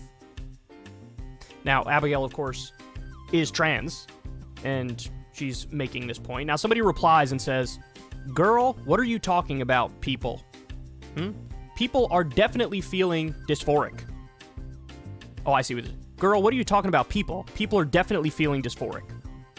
And then Abigail replies, oh, for sure. And combustible bodies definitely release... I'm not even going to try to pronounce that word, and I've never seen it before. Otherwise... Phlogiston, and we said before that this is just basically a old school 1600s concept of physics, that they thought that maybe things combust because they've got phlogiston in them, right? And then they tried to work out this theory, and for a while people were like, yeah, but there's probably phlogiston in there, right? And like if we have phlogiston as a substance that's in the combustible material, then when we combust the material, we're gonna see that weight loss. So if we're weighing something that's burning, you're gonna see it weigh less and less and less. Instead, we see what's called a concomitant weight gain, right? And that's like a little bit of a, so that proves that the phlogiston theory is not accurate. It doesn't fit. So what Abigail is saying is that this concept of gender dysphoria is like old science that's sus and should be thrown by the wayside, right? The people that worked on that study include Ray Blanchard, right? And, these are all cis people trying to describe the trans experience. If you really wanted to describe the trans experience, ask a trans person. But like, that's not the way that our medical institutions are set up, right? They really distrust like self-reported data. But in this case, that's all you got, because you're talking about the subjective experience. What makes me trans? My subjective experience makes me trans. That's it. That's it. Not, it doesn't take gender dysphoria. There's trans people who don't experience gender dysphoria. And, cis people, like she points out, that maybe do, right? So it's not about gender dysphoria. That can't be the diagnostic criteria. That doesn't make sense. Just like the phlogiston, when you see the concomitant weight gain, when you experimentally test this theory of phlogiston, you see concomitant weight gain and you say to yourself, there can't be phlogiston in there that's burning off if there's concomitant weight gain. That can't be it. It can't be the phlogiston. And so that's what Abigail is saying. It's just like that, if it doesn't make sense in all cases for all trans people, then gender dysphoria is not the answer.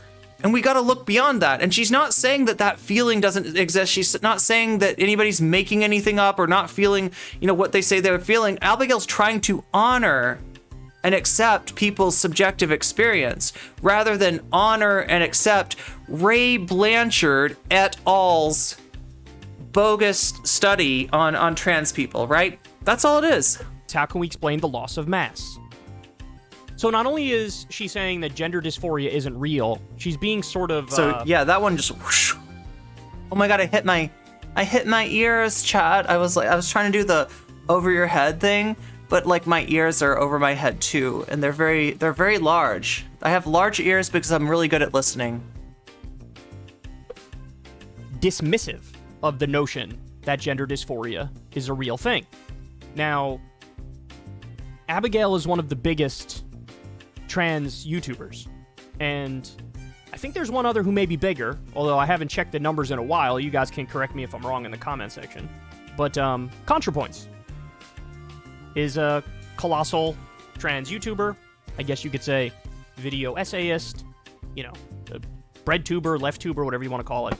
And so ContraPoints tweeted this and then deleted it, which, by the way, is apparently a very common thing for that's a Natalie. That's very on brand for Natalie. Yeah, just be like, oh no, wrong. Delete it. Get rid of it. F you, Kyle. You never gave a shit. We'll be seen as unreliable narrators of our own experiences. That's the whole thing, is that what you're really trying to interrogate exists within me. And there's no way to like externalize it and to measure it and to quantify it, right? You're not talking about a quantity. You're not talking, you're not so erudite. I had that absurd graph that she drew of like dysphoria, right? And like the, like where do we set the line for what is trans? Is it like this much dysphoria or is it that much dysphoria, right? And she's missing the fact that you're talking about something that can't be quantified. You don't have units of dysphoria. That's not a thing. Dysphoria is not phlogiston, unlike phlogiston. Unlike phlogiston, you can't weigh dysphoria. No, phlogiston isn't real. Majority Report has a video on Anna Kasparian. Yay. Okay, we'll go back to that after. I don't know why. I don't know if it's a bit. I don't know if she actually feels bad after she says things or whatever. I'm just loving this music, though. Gets involved, not directly responding to Abigail Thorne, but sort of subtweeting Abigail Thorne here. And ContraPoint says, gender dysphoria is real, with a little smiley face.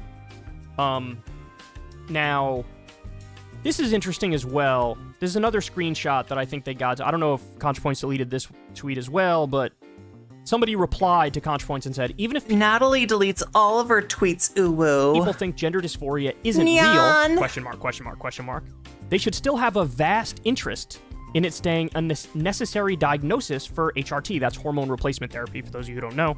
Otherwise, insurances will just shrug and treat HRT like any... But can we not hold it in our minds that there can be two different things, right? So there's what we think about gender, right? What we think is the truth. And then, like, I don't think that Abigail's not trying to take away your HRT, right? It doesn't really make sense. She's just saying that the thing that we're basing it on can't be correct, right? Any other cosmetic treatment, aka they wouldn't. For your information, no insurers in New Zealand cover trans surgeries, which would be very bad.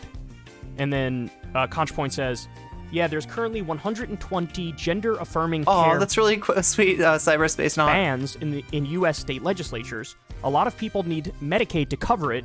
It's high stakes.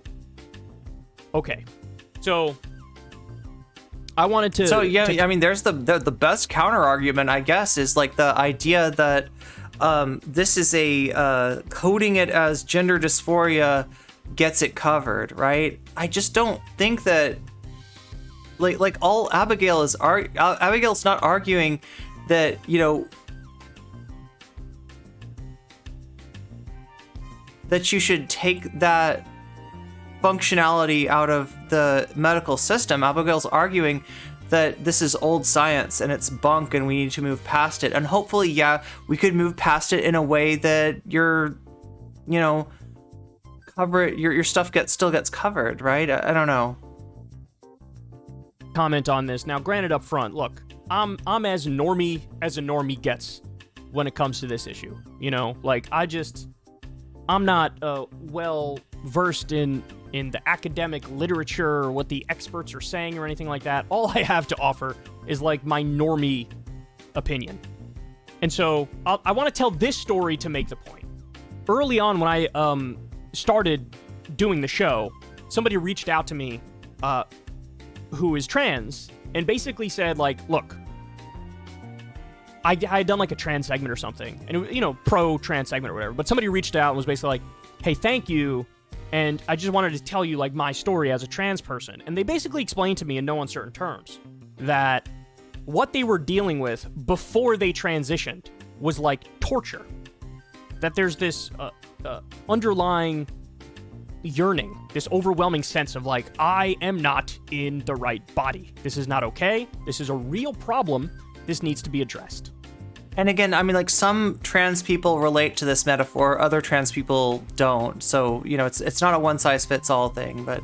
And then after the person got treatment, I don't know whether it was hormone replacement therapy or puberty blockers, or if it was a bottom surgery or top surgery. I don't know what it was that this person got, but the gist of the point was, I got it. I did something about this medically. I did something about this, and then I felt better. Then I was like alleviated. So do you see what he's gonna do? He thinks that Abigail's literally saying that the feeling that there's a gap between what you want and what you have is illusory. It's not what she's saying. But again, you would have had to kind of, you know, parse through a lot of her videos, read her blog, etc. to know that, right? So you can see that Kyle's not really interested in going that much of a deep dive. He just wants to take, like, you know, this is the view from nowhere, right? This is the normie view of like, you know, well, I don't really know much about anything, but it seems to me that it just wouldn't make sense that if trans people get some kind of therapy and so, you know, whether it be top surgery, bottom surgery, all around surgery, in the middle surgery, diagonal surgery, horizontal surgery, I don't know, some kind of surgery, some kind of HRT, something like that, and they feel better, then doesn't that prove the existence of this mysterious gender dysphoria that Ray Blanchard hypothesized about? God, Kyle doesn't actually have a Southern accent, does he? Does he have a Southern accent? Am I putting a Southern accent on a person who doesn't have? Of this crushing stress and anxiety and sense of dysphoria. Is there a Southern accent? I can't even tell. And so, when I look at somebody I think now, not. I think I'm putting one on him. Saying, I will never understand why people feel they need to weigh in on things they are uninformed about. It's the take economy. It's the take industrial complex, right? That's like seeing content creators as the value of us as our takes. And so when something is trending, when something is getting attention, we have to give a take on it, right? That's where that comes from, unfortunately. Gender dysphoria isn't even real. Southern accent, stolen valor. He doesn't really have one. Why does he feel I'm like kind of amazed by that, because it kind of, from there's no Southern accent. normie perspective, that seems to undermine transness being a real thing, right? Look, we're used to thinking of subjective and objective, and there being like a really hard line between the two, right? And subjective is the stuff of dreams. It's not real. It's ephemeral. It's flitty and flighty and floaty, right? It's not substantive. Objective is real and substantive. So, right, like that's the problem.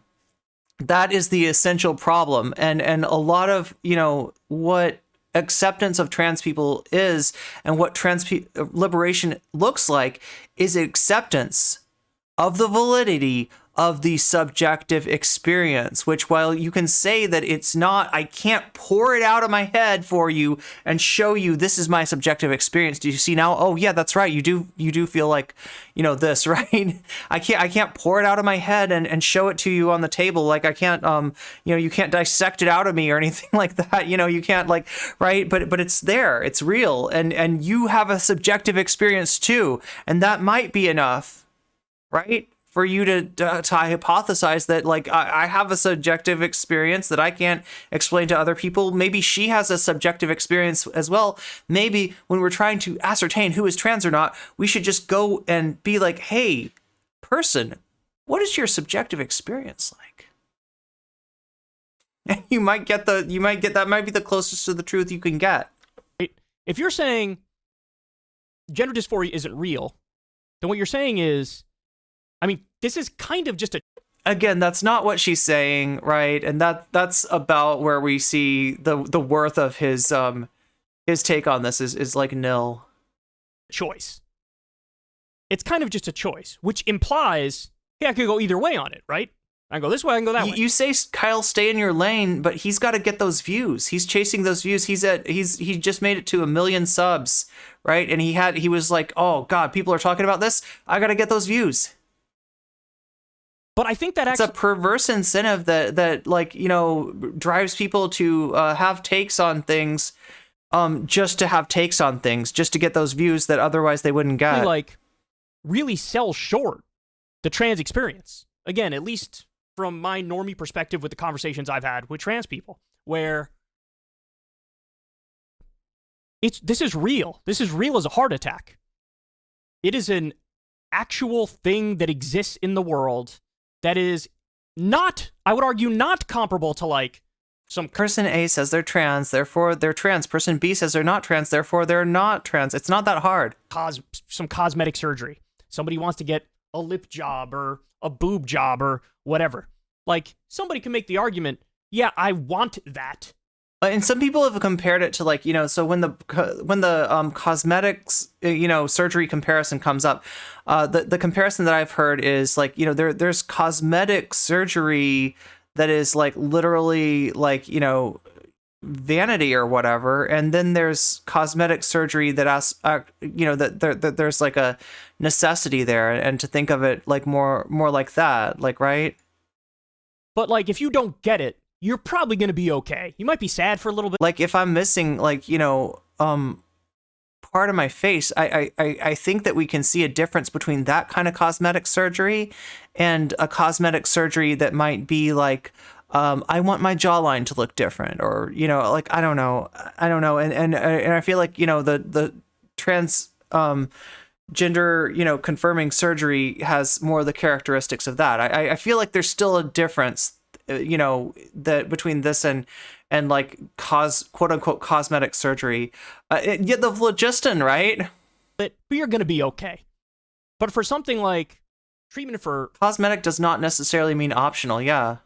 For being trans. There is a word for that. It's elective, right? Right. It's it's different. It's no, this is actually medically necessary. This is medically necessary. So from my perspective, my layman's perspective, I think ContraPoints is 100% right. It can still be medically necessary without it relying on this, questionable concept of something that not all trans people experience and that not only trans people experience, right? Right. And I think inadvertently, Abigail Thorne making that point sort of undermines the whole idea of trans. Okay, so Natalie Marie gave me this. Thank you, Natalie Marie, once again. You are a lifesaver in finding these. Okay, so Anna Kasparian is not anti-trans. Oh my God, is the title of this? What? Oh, geez. What are we gonna do here? I don't know what's going on. Are you gonna make me hate Majority Report too? But they froze basically at the start of the show, and then they aren't coming back. And I tried to refresh, then I lost all of them.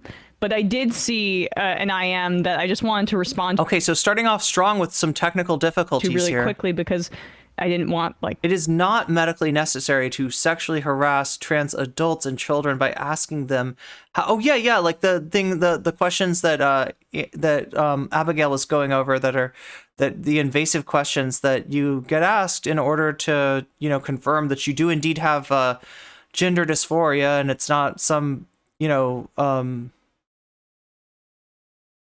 not something else. Not following Ray. Trans women who I think are ugly or gay aren't real women. Blanchard means you don't believe in trans people. It's a weird ducking take from Kyle. For a second, I thought you said duckling. They actually are broken, but I felt like people might be like, "You're dodging this." I'm not. So I saw that my dear friend Anna Kasparian kind of went viral with a tweet. And some people wanted me to weigh in on it. And I just look, she, as I said, dear friend of mine, really good person. I don't think she's anti-trans. I don't think that's really even a question. She has a long track record in this space. And I think her track record should speak for itself. She's been in this space for a long period of time and has done a ton of great work. However, I really do disagree with the emphasis. I think it's wrong to overinflate the usage of kind of awkward language like birthing person, both in frequency and in terms of the stakes involved when someone is referred to by that language, because it's awkward. I get it. It's stilted when... Oh my God, Kex Maroon, thank you for the 5 gift subs. Meow, meow, meow, meow. Potagabus.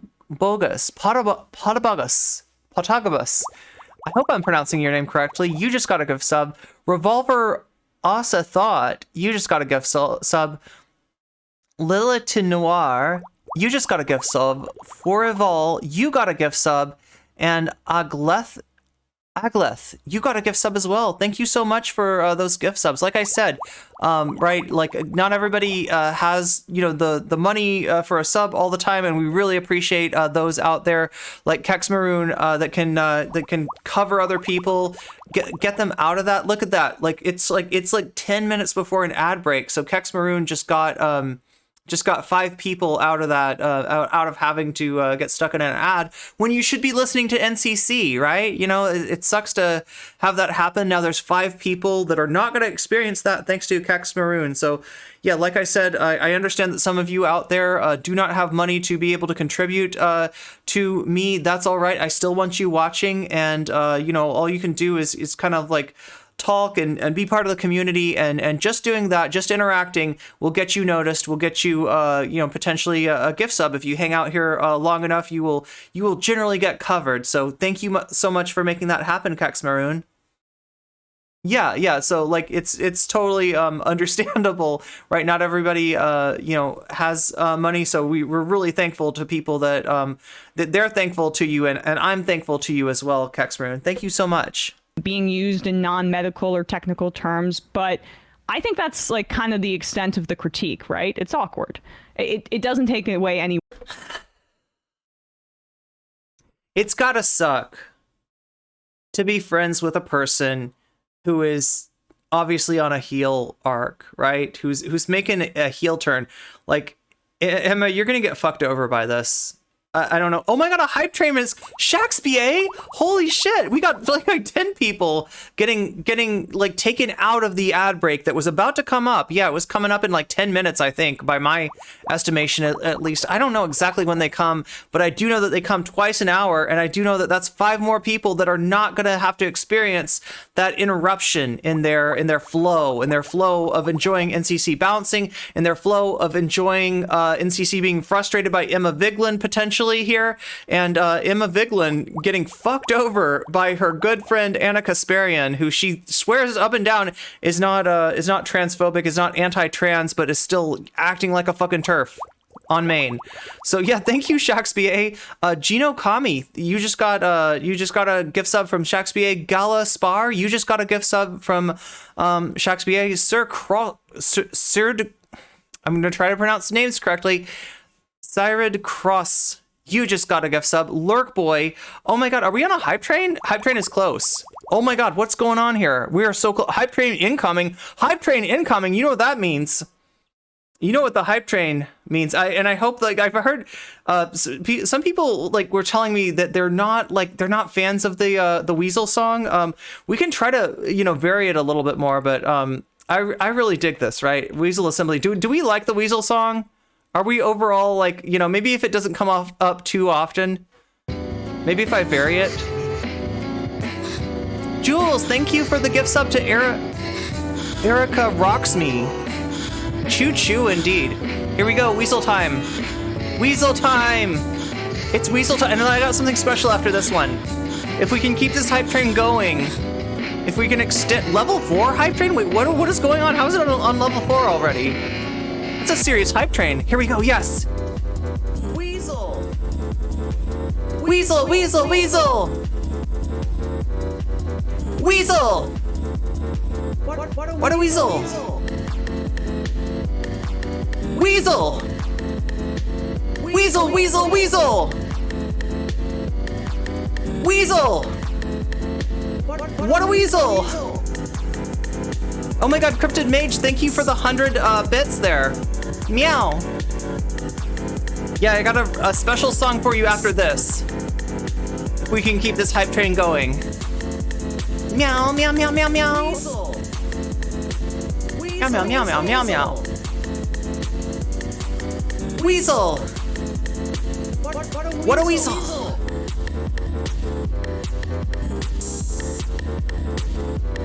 We haven't heard the Weasel song enough, yeah. And this time I've got a trampoline to bounce. Weasel. Weasel. Weasel. Weasel. Weasel. What a weasel. Weasel. Weasel. Weasel. Weasel. What a weasel. Cryptid Mage, thank you. Thank you so much. We keeping that hype train going with Cryptid Mage. Thank you. Gift sub to Nurny. I hope I'm pronouncing your name right. If I'm ever pronouncing your name wrong, feel free to let me know, because I want to pronounce it right. Meow, Cryptid Mage, thank you. We got the Tai Chi moment here. We're gonna do some cloud hands too. Weasel. Weasel. Weasel. Weasel. Oh my god! Oh my god, Jules, thank you! Oh my god! I literally did an emote, didn't I? That's an emote. Oh my god, you're keeping that hype train going. Okay, so we will be hearing that second song today. Feral Root, you just got a gift sub.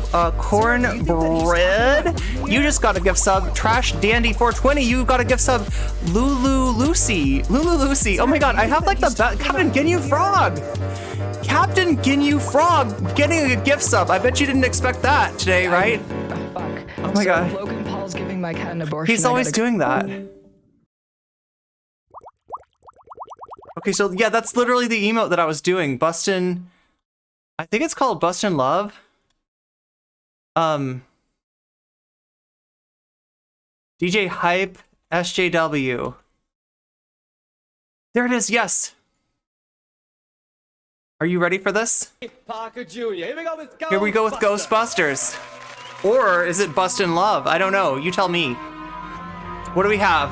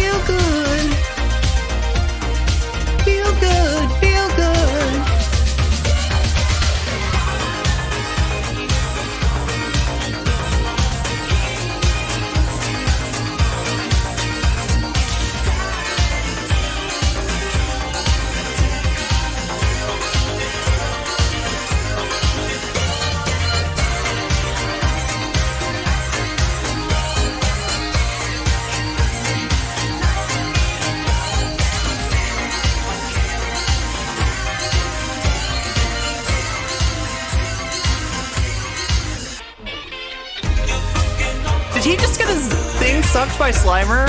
Is that what happens in Ghostbusters? Wait, is there a ghost? Is there a ghost job that happens?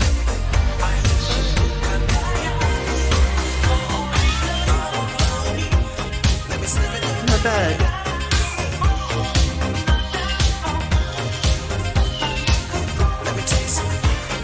Sleeping makes me feel good. It's a ghost job, yeah. Does that actually happen? Does Slimer go down on Bill Murray? Is that a real thing? I didn't realize they had such a close relationship. Wow. Bustin', bustin', bustin'.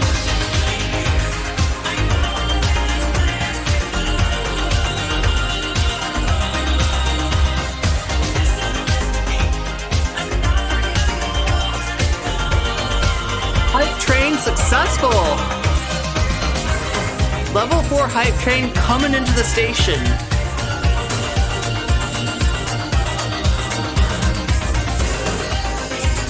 There's a new one, but there's...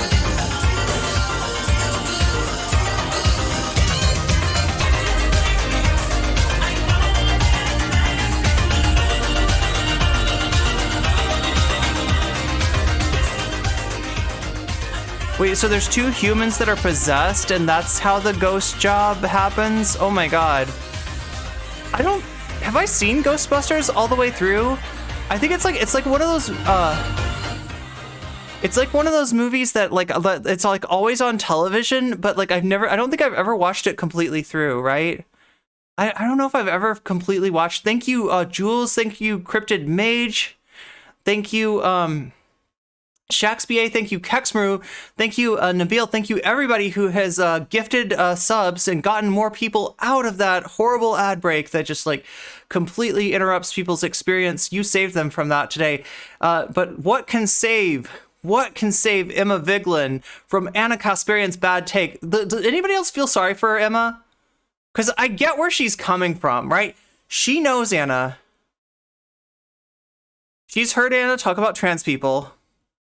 Anna's not, having like chud takes. Anna's not, backing like Matt Walsh or Michael Knowles or anybody else.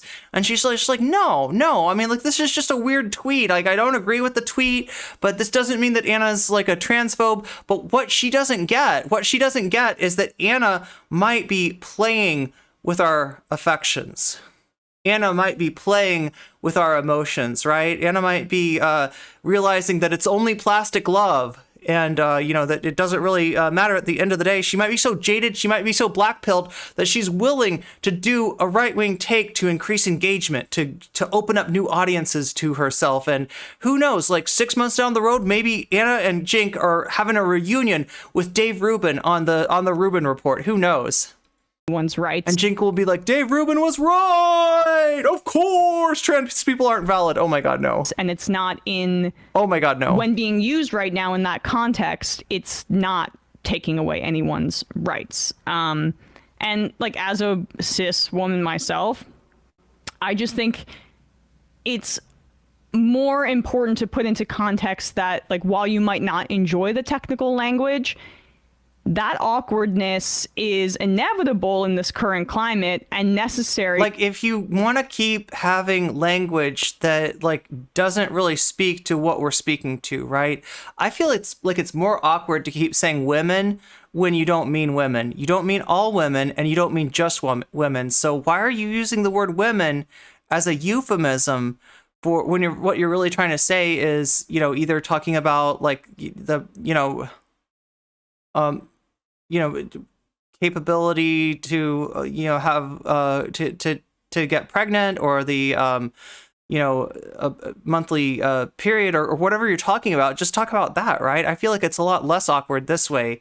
But if we're gonna like have a boomer take like Anna Kasparian here, then we're stuck in this thing where that's all we can think about is like, do we mean women or do we mean men? And then if you want to get a little bit more complicated, right, then you start saying biological women and biological men, and pretty soon you're calling me a biological male to my face, and I don't appreciate it.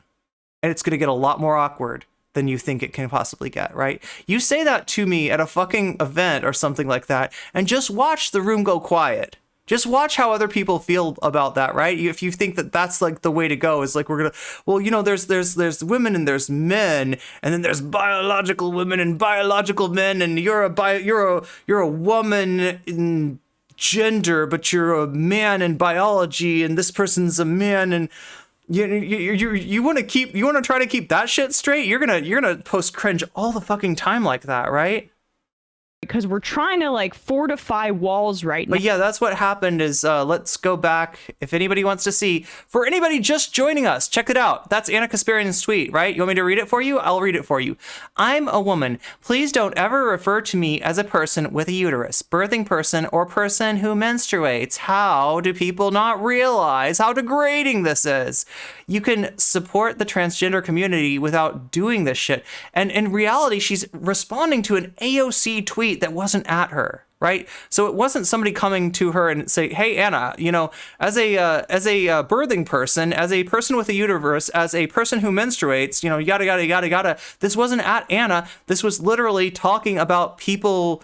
Wait, was AOC? I think AOC said people who menstruate, because AOC was trying to talk about reproductive health, right? So it makes more sense to be more specific and more exact with your language. You're not just talking about women. You're not talking about all women. You're talking about a specific subclass of women and also people who don't fit under that rubric, right? So if you really want to say what you're trying to say, it's closer to person who menstruates, right? That's a more exact phrasing of what you're trying to say. So, it wasn't at Anna Kasparian, anything like that, right? This wasn't about Anna. Anna's making it about herself. Anna's being fragile as fuck and literally does not want us to acknowledge that reproductive, freedom involves more than just it's more complicated than just this is about women, right? It's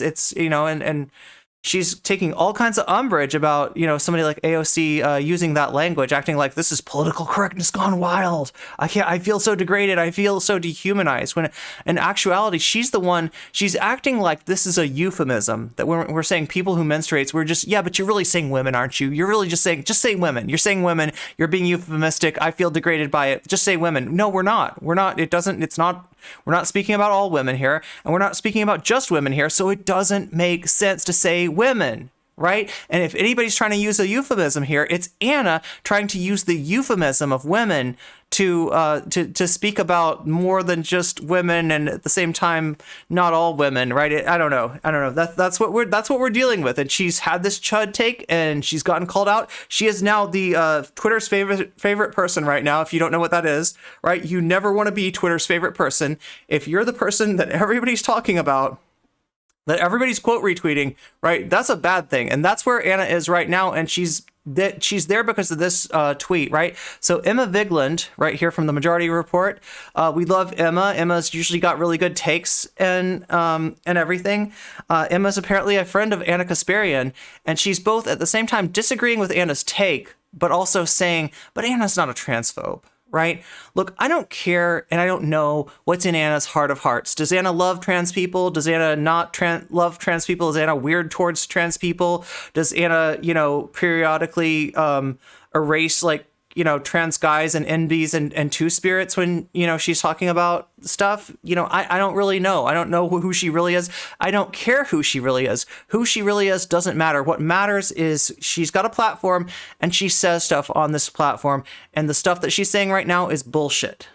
So whether or not Anna really feels, is a real dyed-in-the-wool, foaming at the mouth transphobe or not, it doesn't matter. Anna is talking like a fucking TERF, right? And it really sucks for Emma, because Emma's getting pulled along, and I don't know if Emma's aware of what Anna's doing. Anna's playing a game. She knows it's plastic love. She's just playing games. She knows it's plastic love, right? Anna's just playing with our hearts, playing with our affection, playing with our minds, right? By taking this rightward lane to get more interaction, and also maybe to sop up some of that right-wing money. Right now she's getting she's getting retweeted by Candace Owens and Ben Shapiro, right? When Candace Owens and Ben Shapiro see your tweet and they're like, oh hell yeah, oh hell yeah, oh hell yeah, and they're pressing that retweet button, that's a bad thing.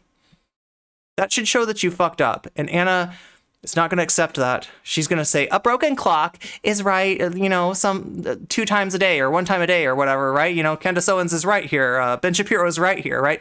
That's what Anna's saying. Emma's trying to, kind of run cover for her by saying, yeah, she's wrong about this, but let's not overinterpret it. She's not anti-trans or anything like that.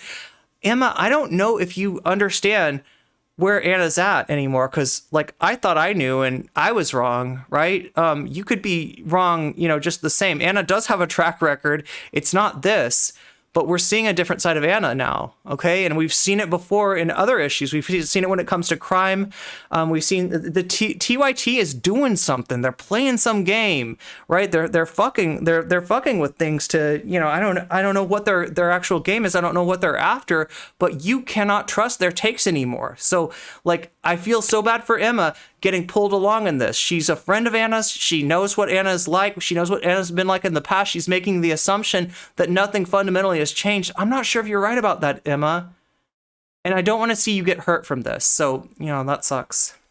Now, as trans erasure is widespread right now. There's a barrage of if she actually cares, she would be willing to check her ego and listen to what people are trying to tell her. Yeah, trans exclusionary language, which is what some of the awkward, stilted terminology is meaning to beat back. And that trans exclusionary language is really just the tip of the iceberg for systemic erasure. So being diligent about combating that, I mean, that's at the forefront of my mind. So, like, again, I've tried to say this before. From my point of view, so much of what we do in this business, very small business, and I will reiterate that, like, Anna, in my opinion, is one of the very few good ones. But we have a disagreement here. Like, it's just so much of what we do isn't just how we cover something, it's what we cover, it's story selection, it's what we emphasize. And anyone in private has the right to have preferences about how they want to be identified. But in my position, member of the media, member of the left, the progressive left, being kind of spokespeople. Yeah, I mean, it sounds like what she's saying is that she takes accountability for her platform and its effects. And is she going to say that this is an issue of emphasis with Anna? Maybe that this, like, she's going to sort of downplay the harm that this does. I don't know. I feel like this does do a lot of harm, right? Or the progressive. And the timing is horrible. The timing is absolutely horrible, right? Left in an online media space. I just think we have a greater responsibility. And the assertion that someone wants to just be called a woman in like an individualized, atomized context is completely fair. But within the context of larger anti-trans panic and hundreds of bills on the state level targeting trans people, like I try to bring a certain amount of awareness about how my statements are going to be taken, and I think it's obtuse to skirt around the context, right? So that's my take on that.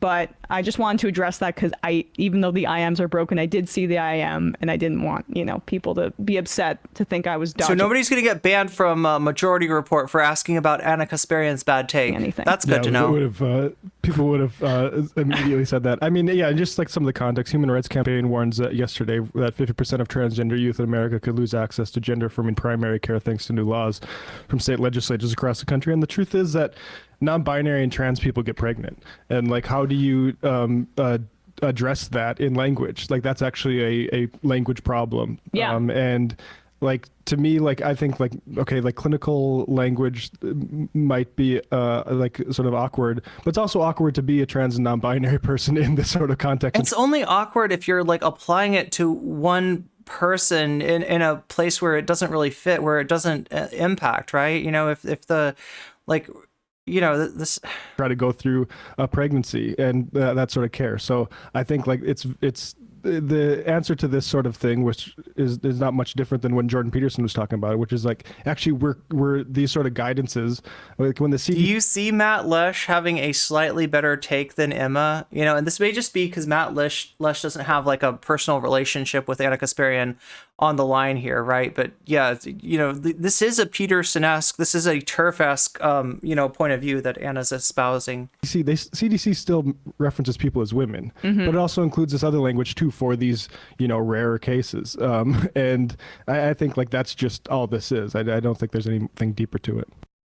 Okay, so yeah, like, it's frustrating because cis women can understand that even kind/polite misogyny is harmful, but expect us to believe against our own experience that polite transphobia doesn't kill. Oh yeah, not all cis women. At the forefront of my mind are the trans people who are unalived by these policies. It's literally having to fight tooth and nail every step of the effing way while being told that we are the problem. Even small things like, please don't misgender me, it's apparently erasing women. That's just Darvo. Bugbear of mine is cis people calling us rare cases. That was really, that's the thing. Is it like, it's one thing for them to say this like on their show, right? When they're looking at the camera, abstractly looking at the audience. But when you really think about, like, are you going to say like, oh, you don't matter, you're a rare case to a person? Probably not, right? But they're not thinking of trans guys. They're not thinking of non-binary people. They're not thinking of two-spirit people as being people. They're thinking about trans people in the abstract, right? All right, so there's Vosh's take on this. The reason these terms are used in the context they're used is because they're broad descriptors for people who are not entirely... So look, Anna Kasparian's awful trans Twitter take looks like Vosh is going to have, for once, a good take on this. Women in the group category. And again, it doesn't immediately... I mean, it's a pretty low bar to not agree with Anna's TERF take. Knock out or invalidate everything she's ever done or said that I think is good. Of course not. But oh my God, we got to preserve that relationship with Anna Kasparian. Everybody is so concerned about this. It's really dumb. This is really, really dumb. It's a rare alignment of stars when like Vosh and Brianna, sorry, no, not Brianna Wu. I don't know what Brianna Wu's saying about this, but Vosh and Brianna Joy Gray are having decent takes about a thing at the same time. It's like the Great Convergence or something. Like, what is this is gonna be like Gelfling Hand or Else by None? Like, what is even going on? Tactical misogyny incoming true. There probably is going to be some of that. Please don't ever refer to me as a person with a uterus, birthing person, or person who menstruates. How do people not realize how degrading this is? You can support the transgender community without doing this shit. 18 million views, 100,000 likes, comments absolutely packed full of Parker Monet, apparently. I don't know why Twitter is just pushing that to the top. Anna arguing with people and a bunch of conservatives going like, wow, you're based actually. There's Carrie Lake. Admittedly, Anna Kasparian Wait, Carrie Lake's in here? Him off the stick, but still, I can't believe she. Wait, did Carrie Lake I guess, like agree with Anna? She kowtowed to the woke mob, which would have contributed to its own conservative agenda. This is really dumb. Okay. Wait, listen, what did he just say about kowtowing to the woke mob? Left this. Well, I guess like deleting it would have mean that she kowtowed to the woke mob, which would have contributed to its own conservative. Wait, what? What is he saying there?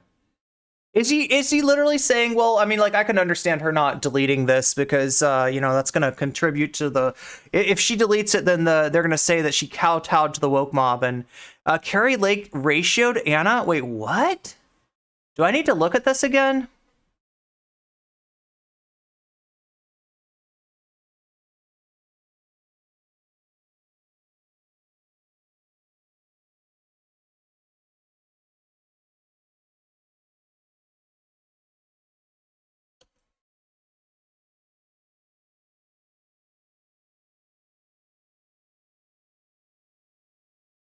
Wait, maybe she deleted it. Nope, it's still here. Okay, let's take a deeper look. And oh nope, that's the wrong one. There we go. That's the one. That's the one I want. Where's Carrie Lake? There it is. A broken clock. Wait, she didn't ratio Anna. What? Okay, so yeah. Oh, Anna ratioed Carrie Lake, I guess. That's what happened, right? This morning when I saw that on... Well, Carrie Lake's not disagreeing with Anna. She's just saying, like, wow, I don't expect Anna to be right on something, but she's so based here, right? So this isn't exactly a disagreement here. I think you're an embarrassment to this country and a full-blown lunatic. Hee hee. So there's... Yeah, Anna with 9,000 likes, Carrie with 8,000 likes. She slightly ratioed, you know, Carrie, even though this is her own tweet, so it's not really that surprising. Also, it's Carrie Lake, Carrie Lake, whatever she's called. It's whoever it is. It's this woman from Arizona that still hasn't accepted the fact that she lost her campaign. She ran in Arizona for governor. She lost the campaign. She still thinks that, you know, if they could just find her some votes, she'd be fine. But yeah, here she is getting slightly ratioed by Anna Kasparian. Carrie, like Carrie or Harry. Okay, okay.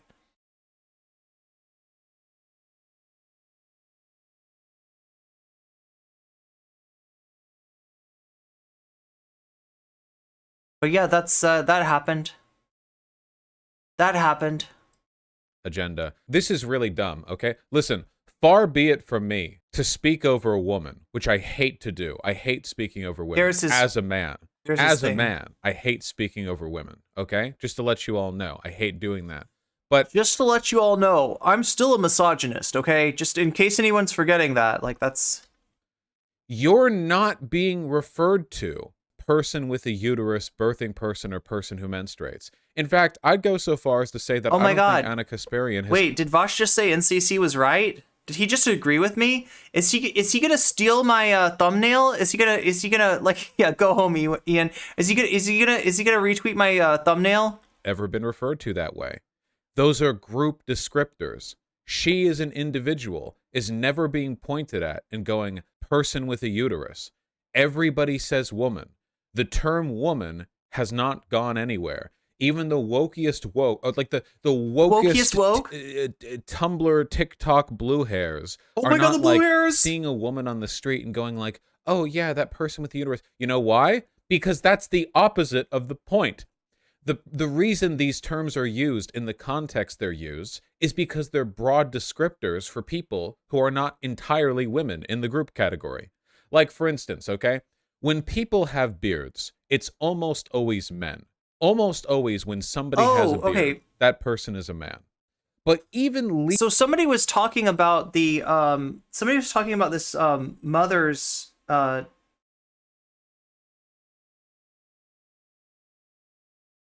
this tweet that she made in 2022 about like the phrase raising at mothers. Wait, the Young TERFs. There we go. So if I can just find my my tweet again.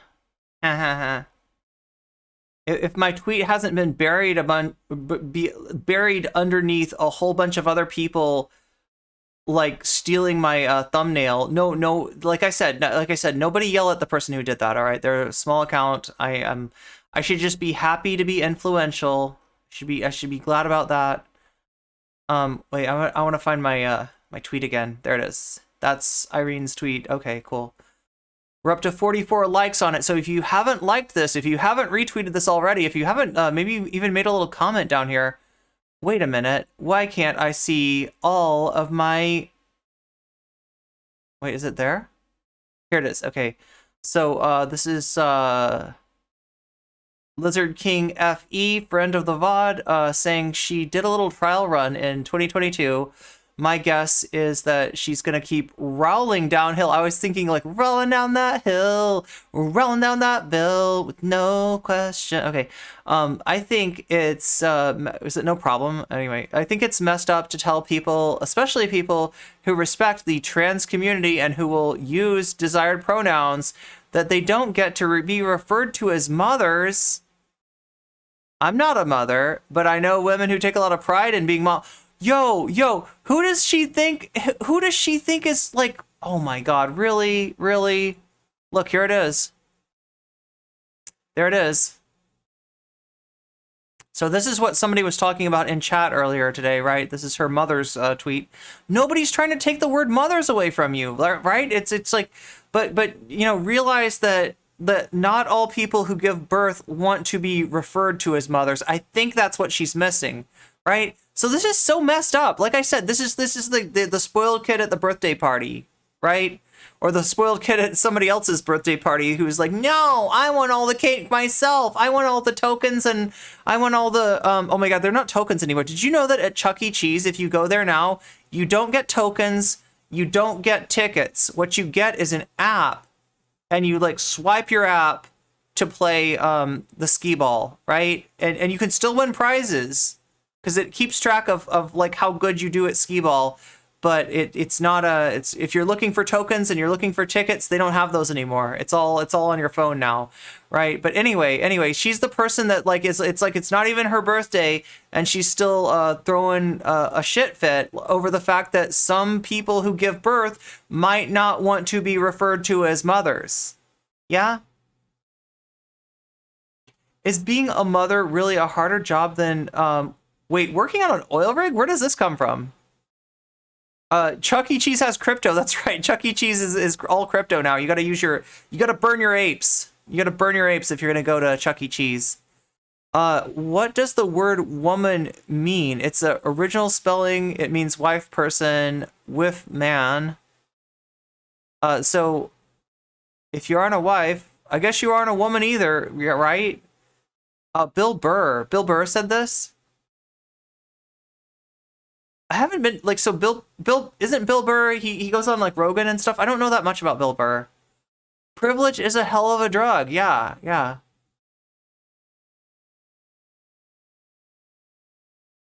They keep making it about themselves. True. I thought you meant that it was a tweet. Anna's mom.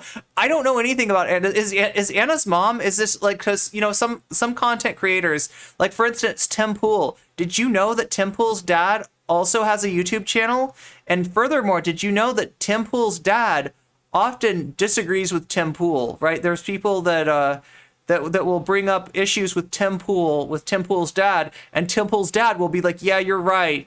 You're right. He does suck. I didn't raise him like this." Right? It's funny. It's hilarious. Bill Burr is a comedian. I don't know that much about him, but he's a pretty popular comedian. That's all. Tumblr, TikTok, blue hairs. Aw, Ian, you mad that a 15-year-old NB Oh my God! Oh, called out. Vosh from YouTube chat, nonetheless. YouTube chat is spicy today. How are you doing, YouTube chat? My son ain't what I raised him to be. Right. That's what Tim Pool's dad said. Leaving aside trans people, there are literally cisgender women who can grow beards. I mean, if you want to go down to like wispy mustache hairs, then that's basically everybody. Okay, not exactly an uncommon thing if you go down. Okay. You know, if you lower the bar far enough. Okay. Now, if you wanted to say like, this razor is for people with facial hair, you wouldn't be erasing men as a category. All you'd be doing is kind of like, in the interest of inclusivity, correctly acknowledging the fact that it's not just men who have beards. And likewise, over here, the people who say person with a uterus, birthing person, or person who menstruates are doing so in the context of legislation and medicine which refers to birth, uteruses, and menstruation, a category of people which is not entirely women. Like, this is idiotic. Nobody is going up to Anna Kasparian and going, yes, birthing person. And if she's offended by the use of the term birthing person or person with a uterus to describe people who give birth or have uteruses, then, like, what is this Karen shit? Unironically, like, really, Karen shit. Karen shit. This is a certified white woman moment. This is like, this is not, nobody is going up to her and saying this. It's like, in an era of virtually unprecedented social heat being directed at trans people, this is the most, like, I woke up on the wrong side of the bed, let's make this about me bullshit I've seen from, like, somebody who claims to be a progressive in a long time. I mean, again, it doesn't immediately. What do you think? I mean, like, this is like the least problematic take Vosh has had in a long. Yeah, I'm actually letting Vosh look good on my on my stream for once. But I was just curious. I'm just curious because, like, we tried to give him a chance.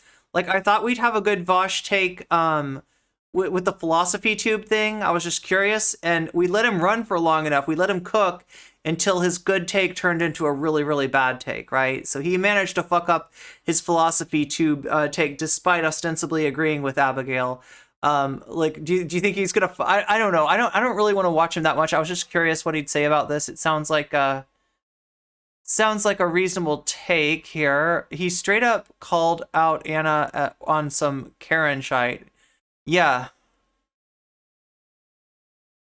Not that haircut means anything itself, but it was written about as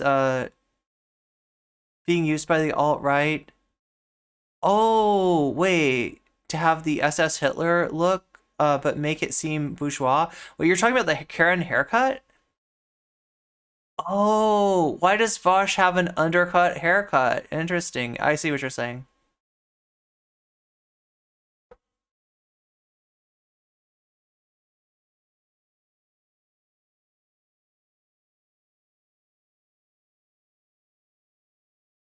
Okay, somebody sent me another tweet.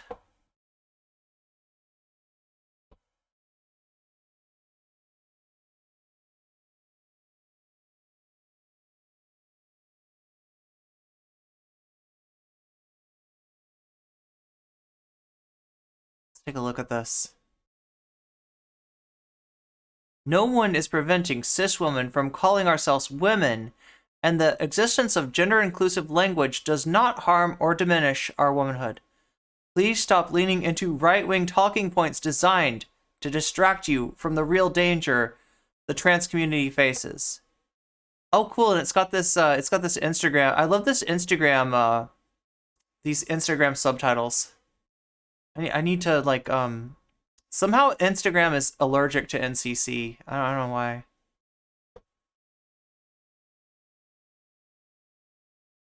Not mean that we are being oppressed.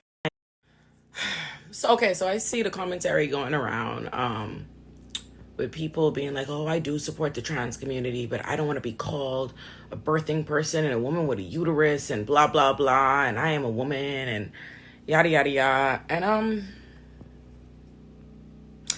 my position on that is this. It's really simple. Listen, I don't think it's absurd to want to just be called a woman, I guess. It doesn't bother me none to be called a cis woman or anything else, because they're clearly just identifying descriptors being used in particular contexts. I think the part that I think is ridiculous and needs to be acknowledged is no one is preventing cis women from calling ourselves women. Call myself a woman all the time. You call yourself a woman all the time. The existence of inclusive language that trans people use does not mean that we are being oppressed or not seen as women or prevented from being called women. More importantly, and I think this is really what my real gripe is, trans people are literally being used as a political pawn and distraction. That's true. That's just true. They keep coming up with these non-issues that don't exist in your real life. You've never been in your real life worried about whether or not children are seeing drag shows. You're not in your real life just being... People are not walking around calling you a birthing person. You're not going through it in your day-to-day about being called a cis woman. That is literally a right-wing agenda issue, a right-wing talking point, and like, to me, leaning into their hysteria, like, oh, trying to look for merit in their arguments and making them as like, for what? For what? For what? Why do you need to come out and like be against inclusive language or find all these petty gripes with the trans community while they're literally under attack? Like, are there not more important things? There are literally trans people dying. They're trying to take away gender affirming care. They're doing all these different things. And you're really worried about being called a cis woman in the pronouns? Like, oh my God, give me a fucking break. Like, personally, I've never referred to myself as a birthing person, a menstruating person, a person with a uterus. And I'm calling myself a cis woman in this conversation for the purposes of distinguishing myself from trans women in the conversation that we're having. You see how language is for particular purposes? You know what I mean? It doesn't take away me being a woman. I still call myself a woman any and every other time. But to help us further along in language and communication, I use something else. And notice how I didn't burst into flames.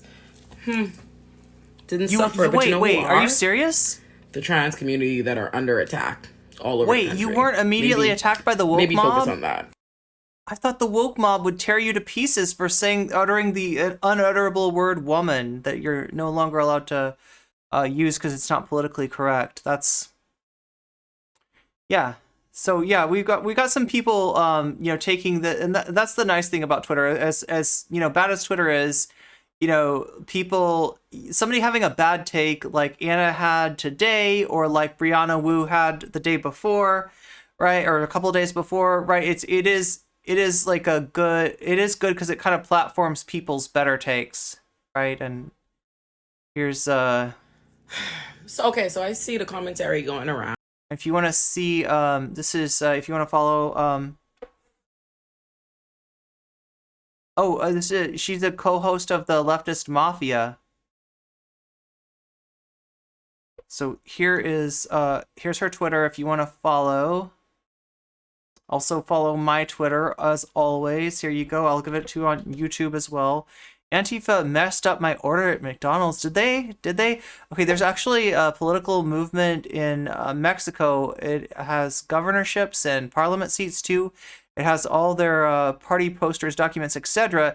In gender-inclusive language. It's called Movimiento Ciudadano, or the Citizens Movement. Nice.